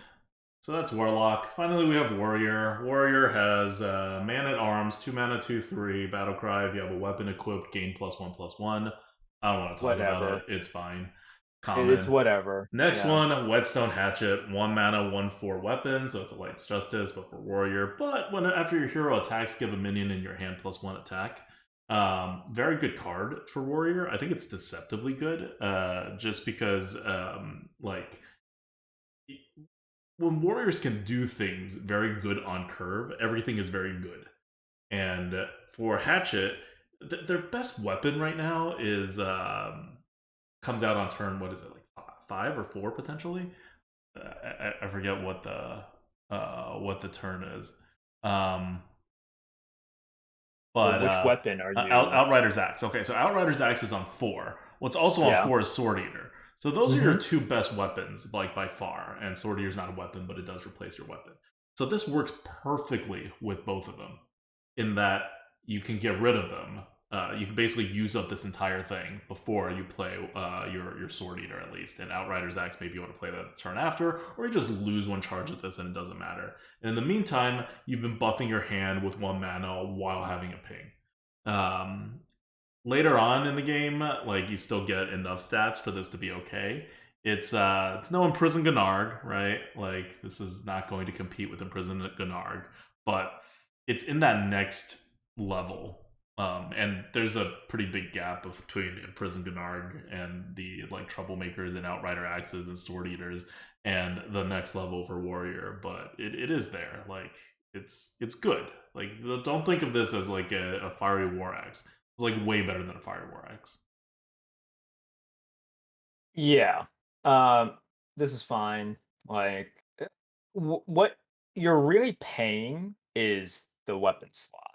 Warriors, the weapon slot is very valuable. So what Blizzard is saying is, yeah, we'll give you 4 charges. You actually want to use all 4 charges, you're actually gonna take up the slot. Like the slot is worth something, right? Mhm. So just like how a card is worth something, Blizzard correctly, says your weapon slot is worth however much. So we're gonna give you a lot, but if you're not equipping another weapon, you've paid something to keep this. Alright, finally, it's a legendary card. It's a warrior legendary card. Kresh, Lord of Turtling, 6 mana, 3/9. Frenzy, gain 8 armor. Death Rattle, equip a 2/5 Turtle Spike. Oh god, what was it? Turtle Spike again. I don't have the Turtle Spike here, but the Turtle Spike does something. Let me see if I can find the Turtle Spike. Here. So the Turtle Spike. Oh no, the Turtle Spike does nothing. Yeah, I was gonna say, I was like, are you sure of Okay, so it this? does nothing. So you get a 2/5 weapon, which again takes up that slot for five charges. And 6 mana 3/9 is not great, but you're almost guaranteed to get the Frenzy, which is the 8 armor, and then you eventually get a Pretty good. weapon, which is fine weapon. Fine weapon, and like the problem is the death rattle. It's a death rattle, and this is a 3/9. Yeah. Like this thing doesn't die. It's okay. It's fine. 8 armor is obviously good, Mm-hmm. but the death rattle is really annoying. So it's like, who the hell knows when you're gonna get this weapon? Yeah. And once you get it, it's a Yep. 2/5. It truly is a turtle weapon, right? It's like, it lasts a long time, but the attack and everything about it's very, the flavor is definitely there. Mm-hmm. All right, that's it for the set. That is our set review. I guess it's not a preview anymore. Um, yeah, I don't know what else there is to say. Do you have any like general meta comments? I think we did a pretty good job of kind of walking through the meta, but I think the meta is fine. I'll just say this for the mini set. I like the mini set. I just feel like it's so polarized, and you have cards that I don't think make an impact really, even though mm-hmm. design is probably kind of cool. And then you have cards that I just think shouldn't be in arena. Judgment of Justice and Stealer of Souls are really the two. Like, I'll complain about Perpetual Flame, but once again, it is a better Lightning Storm, and that's fine. Like, on average, I think a better Lightning Storm, so I'm okay with it. It's like, fine, whatever. I just find it annoying. But with something like Stealer of Souls and with something like Judgment of Justice, I just think it makes Arena feel a little bit too bad. I think they're too overpowered, and the opponents who are facing Judgment of Justice and facing Stealer of Souls most most of the time have no way to efficiently deal with them. So for Judgment of Justice, it's like, how much health are you saving with that 1 mana, and how much delay are you putting, and how much stats are you removing? It's going to be way more than 1 mana. And with Stealer of Souls, how many times is it surviving? Like, very, very often. And how many times are you just going to win the game on the spot next turn due to the mana advantage? A lot as well. And I don't think either of those situations great. Other than that, the flavor is good. I like what they're doing to push some of these lesser used play styles, and it's just kind of fun. There's a lot of just fun cards as well. Like, I lost a lot with the Deviant Delight, but that was a fun card. If they could just take out those 2 cards, Stealer of Souls and Judgment of Justice, I think the set would be fine. Like, it wouldn't be maybe as exciting. I don't know. Are those cards used in Constructed? I know Stealer of Souls is used in Wild, but I don't know if Stealer of Souls is used in Standard right now, because I don't know if it has the support. But I don't know, man. Like, it's one of those situations where you can have power in the arena, but you have to give a fair-ish opportunity. And I know we could spend hours describing what this fair opportunity is for your opponent to either play around it or adjust or plan for it. And it's really hard to do it with those 2 cards relative to their mana cost. Yep. Yeah, I mean, I think the main thing you're seeing right now, especially as you win a lot in this meta, is that it is more RNG. Despite the fact that lackeys are gone and lackeys were ridiculous RNG, it is more RNG right now because of the difference in card quality of the new sets, as in the new old sets of GVG, making weird things happen with your deck quality. And a lot of these new cards are very polarizing. They just they're not helping things in the arena in the balance category, but also that they haven't pushed the button yet. So it's just all unbalanced right now. And I'm hoping that they push the button soon because honestly, I think that will make things feel a lot better. And I think after they push the button, the lack of lackeys will pretty much be offset by this new wilder swings. And I don't think that it will feel as bad because Kobolds and GVG are really much nicer sets overall than Rise of Shadows and Mean Streets, and I think that's going to. I mean, Rise of Shadows and Mean Streets are two of the worst sets in terms of just swing inherently built into the card designs. But I think the meta will feel better. And right now, the meta doesn't feel like terrible. It's just a little crazier than the previous meta. Okay. All right, that's Arena. How deep do we want to go into Battlegrounds? Not. Okay, so we are not going deep into Battlegrounds at all, but we should talk about some of the changes. Should we? Yeah, shouldn't we? Okay. I mean, we should at least announce the change. Okay, I'm going to announce the change. Maiev is gone. Maiev is gone. There you go. That's really the change you have to worry about the most. And if you were afraid and you were getting a lot of anger built up from many, many, many months of Maiev existing. Well, now people are just angry at Hook Tusk.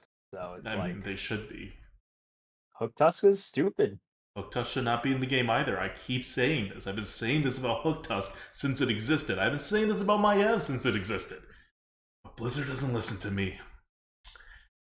But yeah, we'll talk deeper about Battlegrounds next week. Next week is going to be much more focused about Battlegrounds than Arena. But yeah, I guess until then, I want to give a shout out to our Patreons. We'll give the individual shout outs next week. But thank you guys for keeping the lights on here at the Lightforge podcast. If you want to contribute, it is patreon.com/grinninggoat. Thank you guys so much. All right. Okay, until next week then. This is ADWCTA. This is Merps. See you guys.